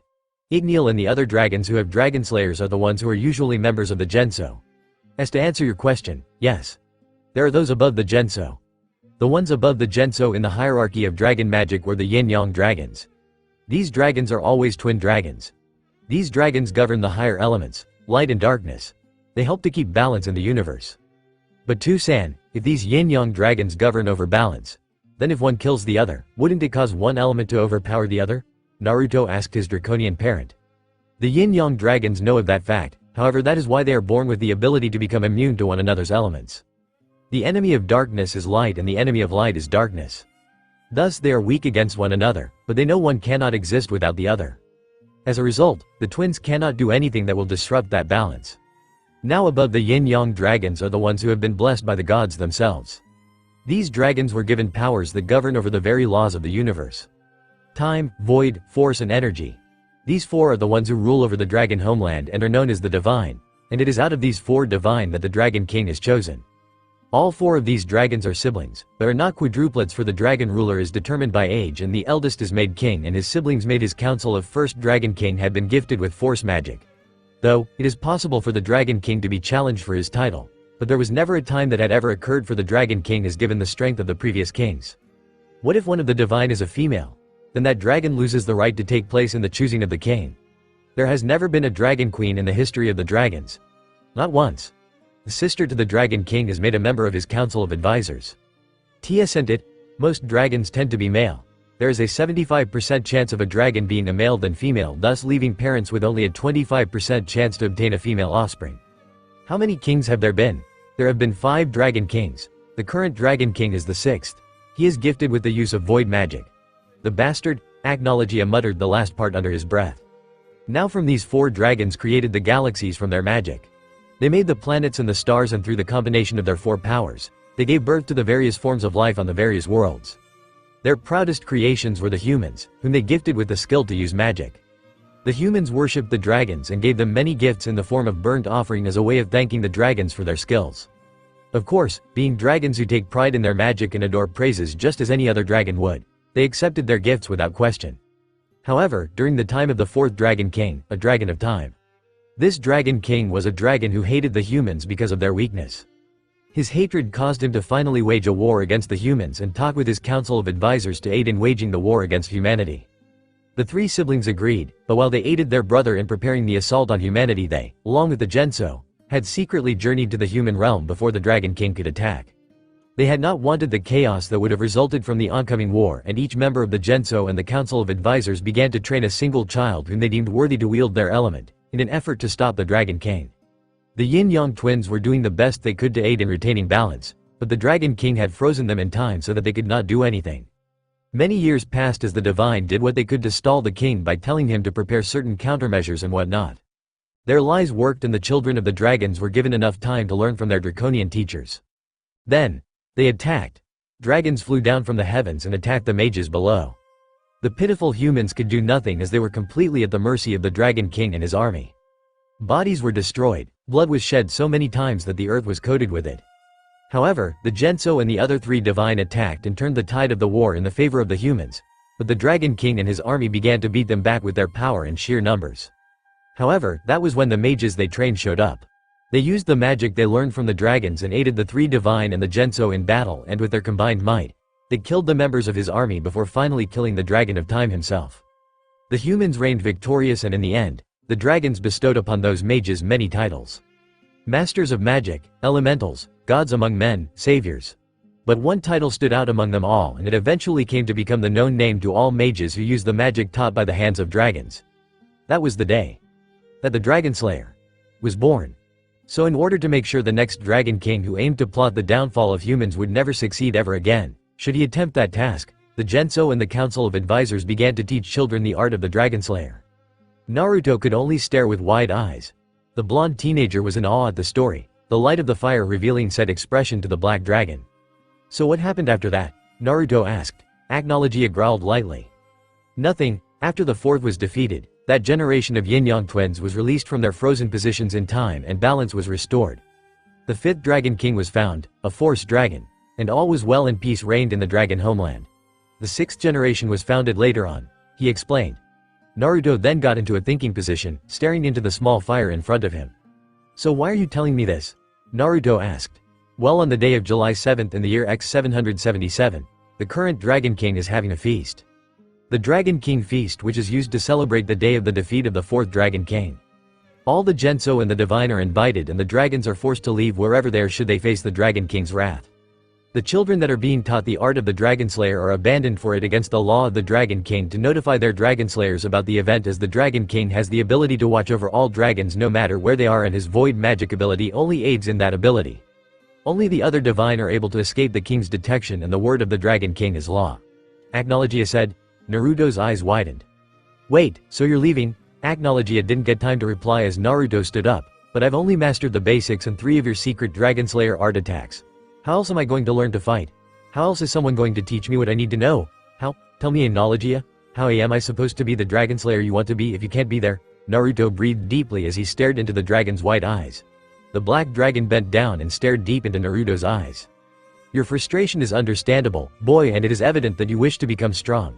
Your pride as a Dragonslayer is a blessing indeed. However, if you had let me finish, you have known that I am not bound by such laws. Agnologia said. Naruto's eyes raised in confusion. So you're not going to leave? Naruto asked. Agnologia grinned. Make no mistake, I am going to leave, Naruto. But I will be training you into the ground so that you will learn the most of what I have to teach you. I have taught you the majority of the skills you are required to learn as my Dragonslayer, however. I will be placing you, Kurama and myself within a pocket dimension. Time will pass at a faster rate in this pocket dimension, but your body will not be affected as you will remain in your 13-year-old body. It is unknown as to how long it would have been by the time your training would have been completed or near completion, but the pocket dimension will last until the day of July 7th, in the year X777, because the Dragon King is searching for me. His void magic will be sure to take notice of it, and he will find me should I continue to train you for any longer than that. Why is the king looking for you? Naruto asked. Agnologia growled. I will tell you on the day of my leaving, he replied. Naruto looked up at Agnologia with a hard stare, his eyes appearing to have become a darker shade of blue. Swear an oath of the dragon. You will tell everything. Why the Dragon King is looking for you, how you got on the Dragon King's hit list, or whatever it is that he's now searching for you, because I need to know why my father is being hunted like an animal. Naruto said. Agnologia raised a non-existent eyebrow. You really wish to know my tale, do you, boy? The black dragon asked. Naruto nodded. I do, too-san. Agnologia chuckled before standing up. I, Agnologia, Black Dragon of the Apocalypse, swear by my pride as a dragon to tell you what you wish to know on the day of July 7th, X777. The cave seemed to shake as the oath was made and the deal was sealed. After that, the silencing barrier spell was dropped and Kurama rushed in after realizing it was down. Naruto then told Kurama about the training session they would be having in Agnologia's pocket dimension until July 7th, year X777. However, when Kurama asked for the details, neither dragon nor Dragonslayer replied. Agnologia then turned to face the two and then concentrated magic into his claws. The originally sky blue magic suddenly shifted to an ebony color before the dragon released a roar and clapped his claws together. A large pulse of magic energy rocketed out of the point of contact and expanded Throg area before receding. What was that? Both Dragonslayer and Exceed asked. The pocket dimension has been made. The reason you have not noticed is because I transported the area where we are now, along with much of the surrounding area, into the pocket dimension with us. That area is now sealed off from the rest of the world and no one will be aware of it, Acknowledgia said. Wait, what about my friends? Won't they age? Naruto asked. Acknowledgia nodded. They will, but remember what I said. Time passes faster in this dimension I made. Your friends may not have even realized a day has passed in comparison to how long you would have appeared to have remained here. Question. Kurama asked for permission knowing full well he only allowed Naruto to interrupt him, but even then, the blonde was reprimanded for doing so in the end. Acknowledgia nodded. Speak, Exceed, will it only be you and Naruto that will not be affected by the aging process in here or am I safe too? Acknowledgia nodded. Your body will not be affected by the aging process just as mine and Naruto's will not be affected. The dragon answered. Kurama nodded before looking at the blonde Dragonslayer. Brat, I'm gonna kick your ass for so many years you won't be know it's been years. Please. Fluffball, go chase a mouse. I am a dragon. I cannot be defeated by the likes of you. Acknowledgia roared to stop the bickering between his son and the Exceed before snarling. Are you both ready? Acknowledgia roared. Bring it on, the two shouted simultaneously. Good, because your training begins now. July 7th x 777. The wind howled as it moved through the air. The sound of wings beating against the wind filled the air, replacing the howling. The beast growled before descending upon the desert sands. A large amount of the combination of silt and weathered rocks were cast aside as the beast's wings gave one single flap to aid in slowing its descent. It growled before bending its head. Two figures jumped off of the beast's head. One figure was taller than the other, hitting the sands while the other suddenly sprouted a pair of wings and floated above the sands. Guess this is where we part ways, Tusan? The taller figure asked as he turned to the beast. The figure had the appearance of a young, 13-year-old boy. He had spiky blonde locks and cerulean blue eyes. 3 whisker marks adorned each cheek. His skin was slightly tanned and his body was lean, with barely, if not any, fat present. He wore a black, long-sleeved t-shirt with blue patterns on it that made it look like small wisps of flame. He wore a pair of dark blue pants and a pair of white socks with black boots. Around his neck was a necklace with a golden flame charm on it. He wore a dark green backpack which was obviously filled with numerous supplies due to its bulging appearance. The shorter figure was a red-furred cat with black fur where its eyes were. Said eyes were a crimson color with black, vertical slits. The cat had black claws on its paws and a long, red, fox-like tail which poked through a hole in the kitsune-like costume it was wearing. The head of the cat was covered by the hood of its kitsune-themed costume, shielding it from the blazing sun. The beast they were talking to was Acknowledgia, the black dragon of the apocalypse. Acknowledgia nodded to his son. I held on to my oath. I have told you why the Dragon King's eyes have been set on me and how. Are you satisfied with my response? The dragon asked. Naruto nodded. Hard to believe that you were. For a pitiful, weak human as yourself. Yes, it would be hard to believe. Acknowledgia snorted. Naruto growled at his surrogate father. As if I'm weak, I did what most couldn't do in their entire lifetime. The dragon grinned widely. That you did. As I would expect from you. My Dragonslayer. The black dragon smirked at the blonde as he smirked back. There was a sudden silence in the air as father and son stared at one another. Naruto looked down at his feet, finding the sand very interesting for some reason. Acknowledgia sighed. So do you miss them yet? The black dragon asked. Naruto frowned, but shook his head. Though we had to leave and you let me say my goodbyes. I did what you told me to do. Though at first, I did feel sad, because I had to leave them. Angry, because you made me do that. Confused, because I didn't know why I had to let them go, but I realize why now. I am your son. If people found out and they knew I had connections they would use them against me. Naruto sighed before looking back up with an emotionless gaze. I let go of my attachments to them and now all I have is Kurama, Naruto said. Acknowledgia nodded. You are indeed my son and the humans on that magic council would do anything for power. My power would be used for their idiotic experiments and since you are not affiliated with any guilds, which I suggest you keep that way, they cannot find you and they cannot bind you to any laws. Also, I have caught wind of the fact that the son of Igneal has joined the guild of Mavis Vermilion. Naruto's eyebrow raised slightly at that. The son of Igneal Teme is a part of Fairy Tail? He asked. Acknowledgia nodded. He has built a reputation for himself, going by the title of Salamander. His status as a Dragonslayer is quite public to those who know of him and I suggest you try to avoid them as much as possible because Dragonslayers have the ability to recognize one of their own. Dragons are bound together through an unnatural bond, the same goes for the Dragonslayers. Though, it is possible that though a Dragonslayer may feel like he or she knows you, but will not realize they have that feeling because you are a Dragonslayer like them. However, the ability to sense Dragonslayers becomes almost instinctual once Dragonslayers are able to detect one another after the first time. The most effective way to mask your presence is to use your wind nature to cover it up. The high concentration of wind magic should be able to prevent it from being noticed. To aid in this, use your wind magic more often. Naruto nodded. Yes, Too-san. I can use my energy make as well, right? Rasengan appears as though it would be effective in taking down my opponents, and with energy make being pure magic, it would also be an excuse should they somehow stumble upon my use of pure magic in battle. Energy make and wind magic would be your best bets in keeping your dragon attacks a secret. Besides, you are my Dragonslayer.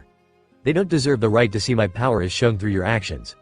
Only use it against those who you deem worthy of seeing it. I understand. Good. You have Ascalon and Excalibur, correct? Naruto nodded and rolled back his sleeves slightly to reveal 2 magic seals, one on each wrist. The one on right wrist was gold and the one on his left wrist was silver. I got them right here. Learning seal magic was a bit difficult with all the theoretical knowledge, but the simple storage seals are the only things I can use right now. I also used them to help store away some of our supplies to give room for other stuff, Naruto said as he patted his bulging backpack. I see, seems you are not as completely worthless as I thought. You humans are actually able to think. Agnologia smirked inwardly as he saw the annoyed look on the boy's face. He just loved to annoy the hell out of his son. Ascalon and Excalibur are swords capable of puncturing a dragon's hide, and as such, I have not taught you how to wield them, so I suggest you look for a teacher. Despite my objections for you to be taught by one of your own kind. Sniveling human vermin. They are the only ones capable of wielding such weapons. Agnology had turned and looked back at Naruto and Kurama. Now I must take my leave and remember what I told you, Naruto nodded. Spare the ones I deem strong. Find a strong mate and make you proud, Agnologia nodded. Good, now leave my presence, you sniveling piece of human filth, Agnologia roared. Shut up, you overgrown garden snake, before I turn you into a pair of dragon skin bogue. Kurama sighed as he watched the two. If I weren't used to this, I would never have guessed they actually respected each other. The red-eyed feline thought, sweat dropping as the two argued. After Dragon and Dragonslayer had their argument, a deafening silence filled the air. The only thing breaching that silence was the sound of sand grains being rolled over one another by the softly howling winds. Too-san. Agnologia nodded. Is it true what you told me? About how and why you are being targeted by the Dragon King? Agnologia growled. I have no reason to lie, Naruto. What I have told is the total truth as to why the Dragon King is targeting me and why I am not bound by his laws. Naruto growled before looking into Agnologia's eyes. Then I will find him. I will find Alagizia, the dragon homeland. I will find it, I will find the Dragon King. And I will live up to my title and I will slay him for what he did. No one, but a weak fool of a dragon would do what he did in order to gain his title as king. Naruto snarled. Agnologia was shocked by the boy's outburst. Naruto. The black dragon grinned widely in the end before spreading his giant, black wings. Then when you are strong enough, when I deem you strong enough, I will come for you and we will kill that bastard of a dragon. Naruto nodded, eyes burning fiercely with determination and anger. His pupils became slitted and magic energy became visible around his figure in a black and blue haze. The mark of his mastery over the magic of his adoptive father. I will make him pay for what he did to you, Too-san. I swear an oath of the dragon. I will kill the Dragon King. Naruto said. Thunder rumbled in the sky even though there were no storm clouds evident, and the dragon of the apocalypse nodded to his son before taking off. Agnologia took off into the skies, releasing one last roar before vanishing into the clouds above. Naruto and Kurama watched the black dragon before turning away. You're going to miss him, aren't you? Despite all the hateful things he said he did take care of you. And you're going to miss him, Kurama said as he flew next to his partner. Naruto growled, pupils becoming slits as his rage spiked. The blonde bared his sharpened canines, a mark of him being a Dragonslayer. What would make you think I would miss that overgrown garden snake? Kurama turned and his crimson eyes met Naruto's cerulean ones. Naruto looked slightly confused as he saw Kurama's lips shape themselves into a frown. Because the fox-costumed wearing cat spoke. Kurama reached out with a paw and swept a single, black claw underneath Naruto's eye and showed it to Naruto. A single drop of liquid was shown at its tip, causing the boy to gasp. You're crying. Unknown desert 3 days later. Kurama panted as he watched Naruto. The blonde mage was using Fudon Tobu to allow him to fly across the desert sands, and the costumed cat was now having to flap his wings furiously as the miniature tornadoes beneath Naruto's feet were propelling the blonde through the air rather quickly. Oi, Naruto, the blonde turned back with a puzzled look. What, Kurama? Slow down for a while, we've been flying for hours, Kurama said as he suddenly caught up with Naruto before grabbing onto the boy's head and made his resting place. On second thought, you can continue. I'll just ride you along the way.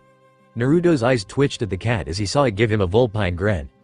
You lazy furball, Naruto grumbled.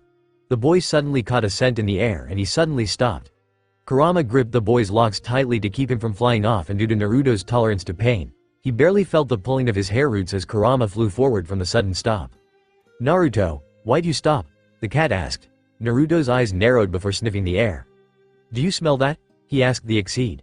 Kurama raised his nose to the sky and inhaled. Smells like dinner." Kurama grinned widely before looking down at the sands. Below the levitating duo were a pair of sand tigerfish. These creatures were shaped like regular tigerfish, but they were the size of adult Bengal tigers. Instead of fins, they sported muscular limbs with paws, but the tail and dorsal fins remained. The paws had 3 sharp, golden claws that allowed for them to dig swiftly beneath and through the sands as they looked for their prey. Their diet consists mainly of lizards and cacti, making them omnivorous, but their carnivorous nature reigns supreme. They are not required to drink water as they act like whales, taking in whatever water vapor is in the air through a small hole at the top of their heads, and their bodies are made so that the water instantly condenses and is sent to a special storage organ. "Sand tigerfish, huh?" Naruto said as he watched them jump into the air before diving beneath the sands. There were about 4 of the creatures, and Naruto suddenly got a wild look in his eyes as his draconian instincts took over. "Time to hunt," he growled. Kurama nodded before jumping off of his head and sprouted his wings. The fox-costumed cat grinned widely before roaring. Kurama glowed a crimson color and fire coated his body. "Fire rocket!" the feline yelled as he crashed into the sands. A large shockwave of fire raced out from the cat's point of contact with the sands. 2 tigerfish were sent flying through the air, burnt in numerous places. The 2 airborne creatures righted themselves in midair and were about to land on the sands in order to escape, but Naruto appeared beneath their falling forms and took a deep breath. Futon. Tora no Sume, wind style. Tiger claw. Naruto's hands were suddenly surrounded by slashing winds which took the form of claws. He leapt and slashed at the tigerfish multiple times before landing on the ground. The tigerfish were suspended in midair before slash marks coated their bodies and they split apart into pieces. Blood and organs meeting the sands and staining it red. The other 2 tigerfishes stared in shock at the blonde as it saw him cut down their pack members like they were nothing. The 2 quickly turned tail and were about to dive down into sands. However, before they could do so, Naruto appeared in front of the 2 jumping tigerfish as they attempted to get away. The 2 quadrupedal fishes released a sound that appeared to be a cross between a tiger's roar and a bear's growl. The blonde Dragonslayer seemed amused by the terrifying sound. One charged him, but the blonde simply raised his hand and poked the tigerfish in the middle of its forehead just as it was about to hit him. His hands positioned in the shape of a makeshift gun. Fuden. Rikuden. A small wind bullet suddenly shot out of Naruto's fingertips and began to drill its way through the skull of the sand tigerfish, impaling its brain and killing it. The remaining tigerfish growled as it tried to put up a fight. It slashed at Naruto with its claws, but the blonde Dragonslayer merely laughed as he dodged the attacks with no effort at all. The tigerfish slashed downwards before following up with an upward, diagonal strike. Naruto backed away from the first strike, but leaned backwards so his upper body was parallel to the ground as he performed a move out of the matrix. He then gained a cold look in his eyes before lashing out with a brutal kick to the fish's face, sending it spiraling through the air before it was caught in the claws of the kitsune that was a transformed Kurama. "Fried or grilled?" he asked Naruto. Naruto thought for a while before throwing him the dead body of the other sand tigerfish which the fox caught in its other clawed hand. "Both." Naruto grinned. "Gotcha," Kurama said before heat energy was released from the kitsune's claws. The fox's single tail swished back and forth with glee as the sand tigerfish roared with pain before it stopped. Both fishes were smoking in the hands of the kitsune before he threw them to Naruto. The blonde raised his eyebrow in confusion as he caught the 2 fish. "Not gonna eat?" he asked the kitsune. Cassie transformed back into his costumed cat form. "Nah, I ate my share already. Nice job with the dicing, could have done better with the slicing though," he commented. Naruto rolled his eyes at the Exceed before digging into his meal. Naruto then froze as he chewed on the flesh he had just bitten out of before glaring at Kurama. The red-eyed cat glared back at his partner. "What? The fried one is a bit burnt," the blonde commented, causing Kurama to sweat drop. "Ungrateful brat," he mumbled as he watched Naruto continue to eat. After the small meal, the 2 continued to walk through the desert for a few hours. Naruto and Kurama had nearly finished their entire water supply and they had finished their food supply 2 days ago, which is why they had resorted to eating the sand tigerfish in the first place. Naruto wiped the sweat from his brow as he watched Kurama hover next to him. The hood of his costume was the only thing keeping the tiny cat from suffering heatstroke. "Any idea how long before we get out of this fucking desert?" Kurama wheezed. He was very dehydrated and the dry desert air did nothing to soothe that feeling. Naruto quickly caught the cat as his wings vanished in a shower of light particles. "Futon. Shunpo no Kazejin," Naruto said. He had used the technique before to aid in their traveling earlier, but the desert was just so vast that he ended up realizing that even with the use of his technique, they were getting nowhere and he was losing valuable magic power. However, now was not the time for such concerns as Kurama needed to get to some place shady and cool soon or he'd be suffering from a delusional cat with heatstroke. Kurama's annoying enough when he's normal, the Dragonslayer thought. Naruto continued moving at sound barrier breaking speeds before jumping into the air and a gray-green magic circle appeared beneath him. Futon. Tobu. Naruto suddenly began to race through the air, sound barrier breaking once again due to the speeds he was moving at. The world began to blur around him. He suddenly began to get tunnel vision as the speed began to affect him, but as he was flying, a green blob crossed his vision before vanishing. Naruto froze as in the air before looking back. He looked down at the small, dehydrated cat in his arms before looking back in the direction of where he saw the blob. If that was a mirage, I'm gonna cry, the blonde thought. He quickly raced towards where he saw the blob and his eyes widened when he saw the wide expanse of vegetation before him. Please be real, Naruto murmured as he formed sphere of energy in his hand. Energy make. Rasengan, spiraling bullet. The spheroid of rotating, blue energy shot out of Naruto's palm and crashed into a tree. The boy smirked when he saw the tree release a cracking sound before falling to the ground causing a large dust cloud to form as it collapsed to the ground. It's real, he smirked. However he paused as he continued to survey the forest that took up the large area of desert and seemed to stretch all the way down to who knows where. Sand told me that deserts had once been oceans once upon a time. So if I can just find something. Oh, that could work. His sharp eyes then spotted a large depression in the sand. The remains of a naturally made water basin. His eyes followed from the basin in a straight line as they came to rest atop the canopy of the forest. Naruto turned his head and closed his eyes, focusing on his sense of hearing. Cerulean orbs snapped wide open as the sound he was searching for met his hearing organs.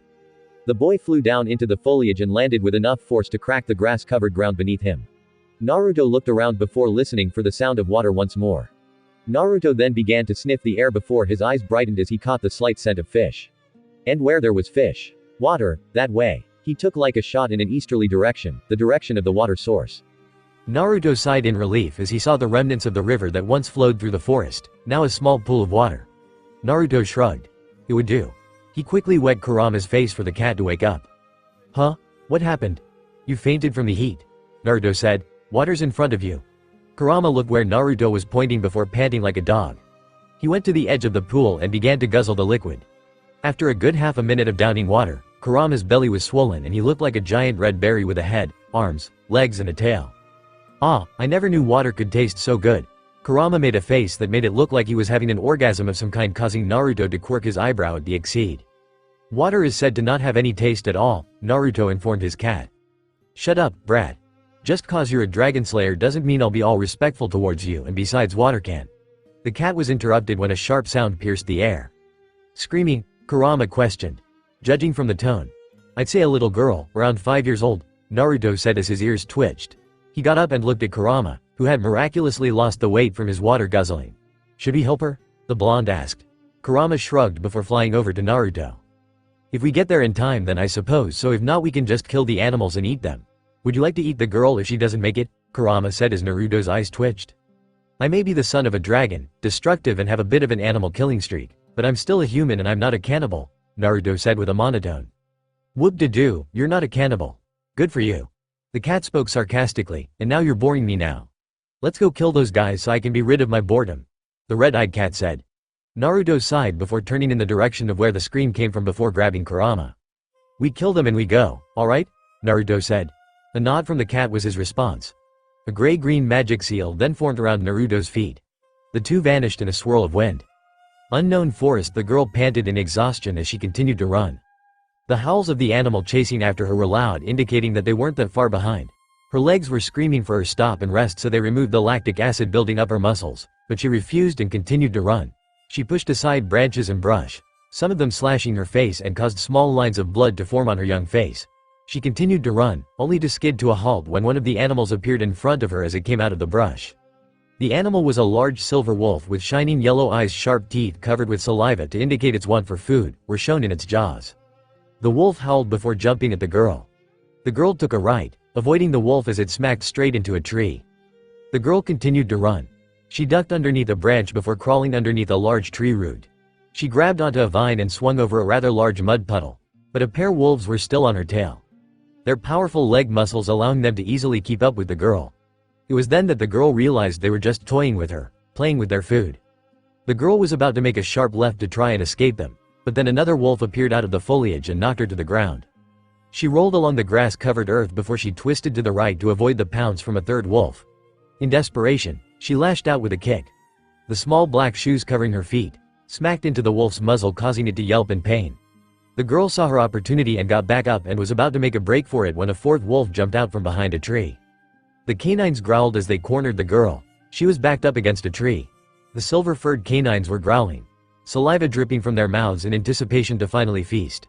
Then the fifth wolf, technically the first, the one that resulted in its meeting with a tree, appeared from the brush. It was a bit larger than the others. Probably the leader of the pack. The girl guessed. The girl shivered a bit as the wolves closed in on her. Her eyes filled to the brim with fear and she did the only thing she could do in her tired state. She screamed. The scream was loud enough to cause the wolves to clutch their ears in pain. They shook their heads to remove the ringing sound that currently filled their ears before returning to their meal. The girl gulped before closing her eyes and curling into a ball as a feeble way to defend herself. However, she was not met with blinding pain and the sound of flesh torn off of bone. Well, not her flesh. The girl suddenly heard a multitude of yelps and barks before the sound of flesh being sliced was heard. Naruto and Kurama were moving through the trees, their noses sniffing out the scent of whatever it was that was screaming. I got the scent, small traces of sweat and blood in the air. Kurama sniffed again. And wolves, Naruto added. The two then took off and suddenly found themselves in a tree standing above the scene of the soon-to-be murder, if you could call it that. Small little girl cornered by wolves. Kurama shook his head. I'm almost tempted to watch. A sadistic smile plastered itself on the cat's face. Naruto sighed at the kitsune-like cat before vanishing in a swirl of wind. Naruto landed in front of the both girl and wolves and raised his hands. Naruto quickly vanished in a blur of speed and appeared in front of one wolf and stabbed his hand through its skull with a wind-powered punch. He quickly turned and caught wolf by the throat before choke slamming it. He threw the wolf at another which tried to attack him, sending both of them to the ground. The blonde dropped down on the ground and avoided the pounce from another silver-furred canine before getting back onto his feet and raised his forearms so that his elbows slightly protruded outwards. He slammed his elbow back and it met the stomach of a wolf with enough force to cause it to cough up blood. The wolf fell to the ground before being impaled through the head with a wind blade. Naruto then vanished in a blur of speed and kicked all three remaining wolves into the air. Futon. Kasui, wind style. Spikes. Naruto then went into a handstand and a magic seal appeared above his feet. He kicked upwards and miniature spikes of wind flew out of the magic seal and impaled the wolves in the stomach. The blonde then began to rotate while still in his handstand. Futon. Senpu Kyaku. Naruto's legs were then became encased in twisters as he spun faster. The cyclone leg slammed into all three descending wolves, sending them flying through the air. Naruto then bent his arms and pushed off, flipping in mid-air before vanishing into the wind. Naruto then reappeared in the exact same position in the air before landing on the ground. The wolves that Naruto kicked were suddenly sporting large slash marks where their heads were attached to their necks, causing them to fall off once they impacted with whatever tree or rock they slammed into. All this was done in one swift motion. The wind blade had severed their heads and the canines' bodies all fell to the ground. Futon. Mugan no Ansatsusha, wind style, silent assassin. Naruto washed his blood-stained clothes and hands before sighing. Great, now I have to wash these, he grumbled. He then turned when he heard a whimper. Now that he was at a closer distance he saw that the girl was rather small, proving his opinion that she was around 5 years old. She had short, shoulder-length, dark blue hair. Her eyes contained brown irises. Her skin was a regular skin tone color, and she wore a white dress of some sort. A pair of black shoes were worn on her feet. Naruto noticed she had a small, white hair clip in the shape of a bird's wing. All in all she looked like an innocent little girl who shouldn't be out here, thus raising the question, what's she doing here? The girl gaped in shock at seeing the dead wolves and the numerous amount of blood. She then looked up to see Naruto, his emotionless but curious gaze fixed upon her. She trembled in fear, backing up against the tree in an effort to escape. The girl hoped that maybe she could become intangible and go through the tree and escape, but sadly, she didn't possess such an ability. The girl gulped as Naruto continued to watch her. The blonde sighed as if he was bored of something before walking towards the girl with the wind blade still in his hand. What are you doing here, little girl? Naruto asked, his tone void of emotion as he watched her continue to shake in fear. The little girl was too scared and confused to answer as she just kept staring at Naruto. The blonde's eyes narrowed at the silence, and as he was about to just turn around and leave the girl alone he took in one deep inhalation of air before looking at the blue-haired girl with a puzzled expression. You. Naruto spoke, causing the girl to jump. Me? She stuttered as she finally managed to work up the nerve to talk. Naruto stepped closer to the girl, ignoring her discomfort. I have been taught to slay the weak, so I bring you your death. Naruto raised his arm and a wind blade swirled to life around it. The girl's eyes widened as the boy brought down the blade of slicing air currents, but paused as the blade hovered above her head. He then sniffed her, much to her surprise. Yes, you. You smell of the air. Clean air, feathers and reptile. Naruto watched the girl carefully. What's her name, girl? WW Wendy. Wendy Marvell.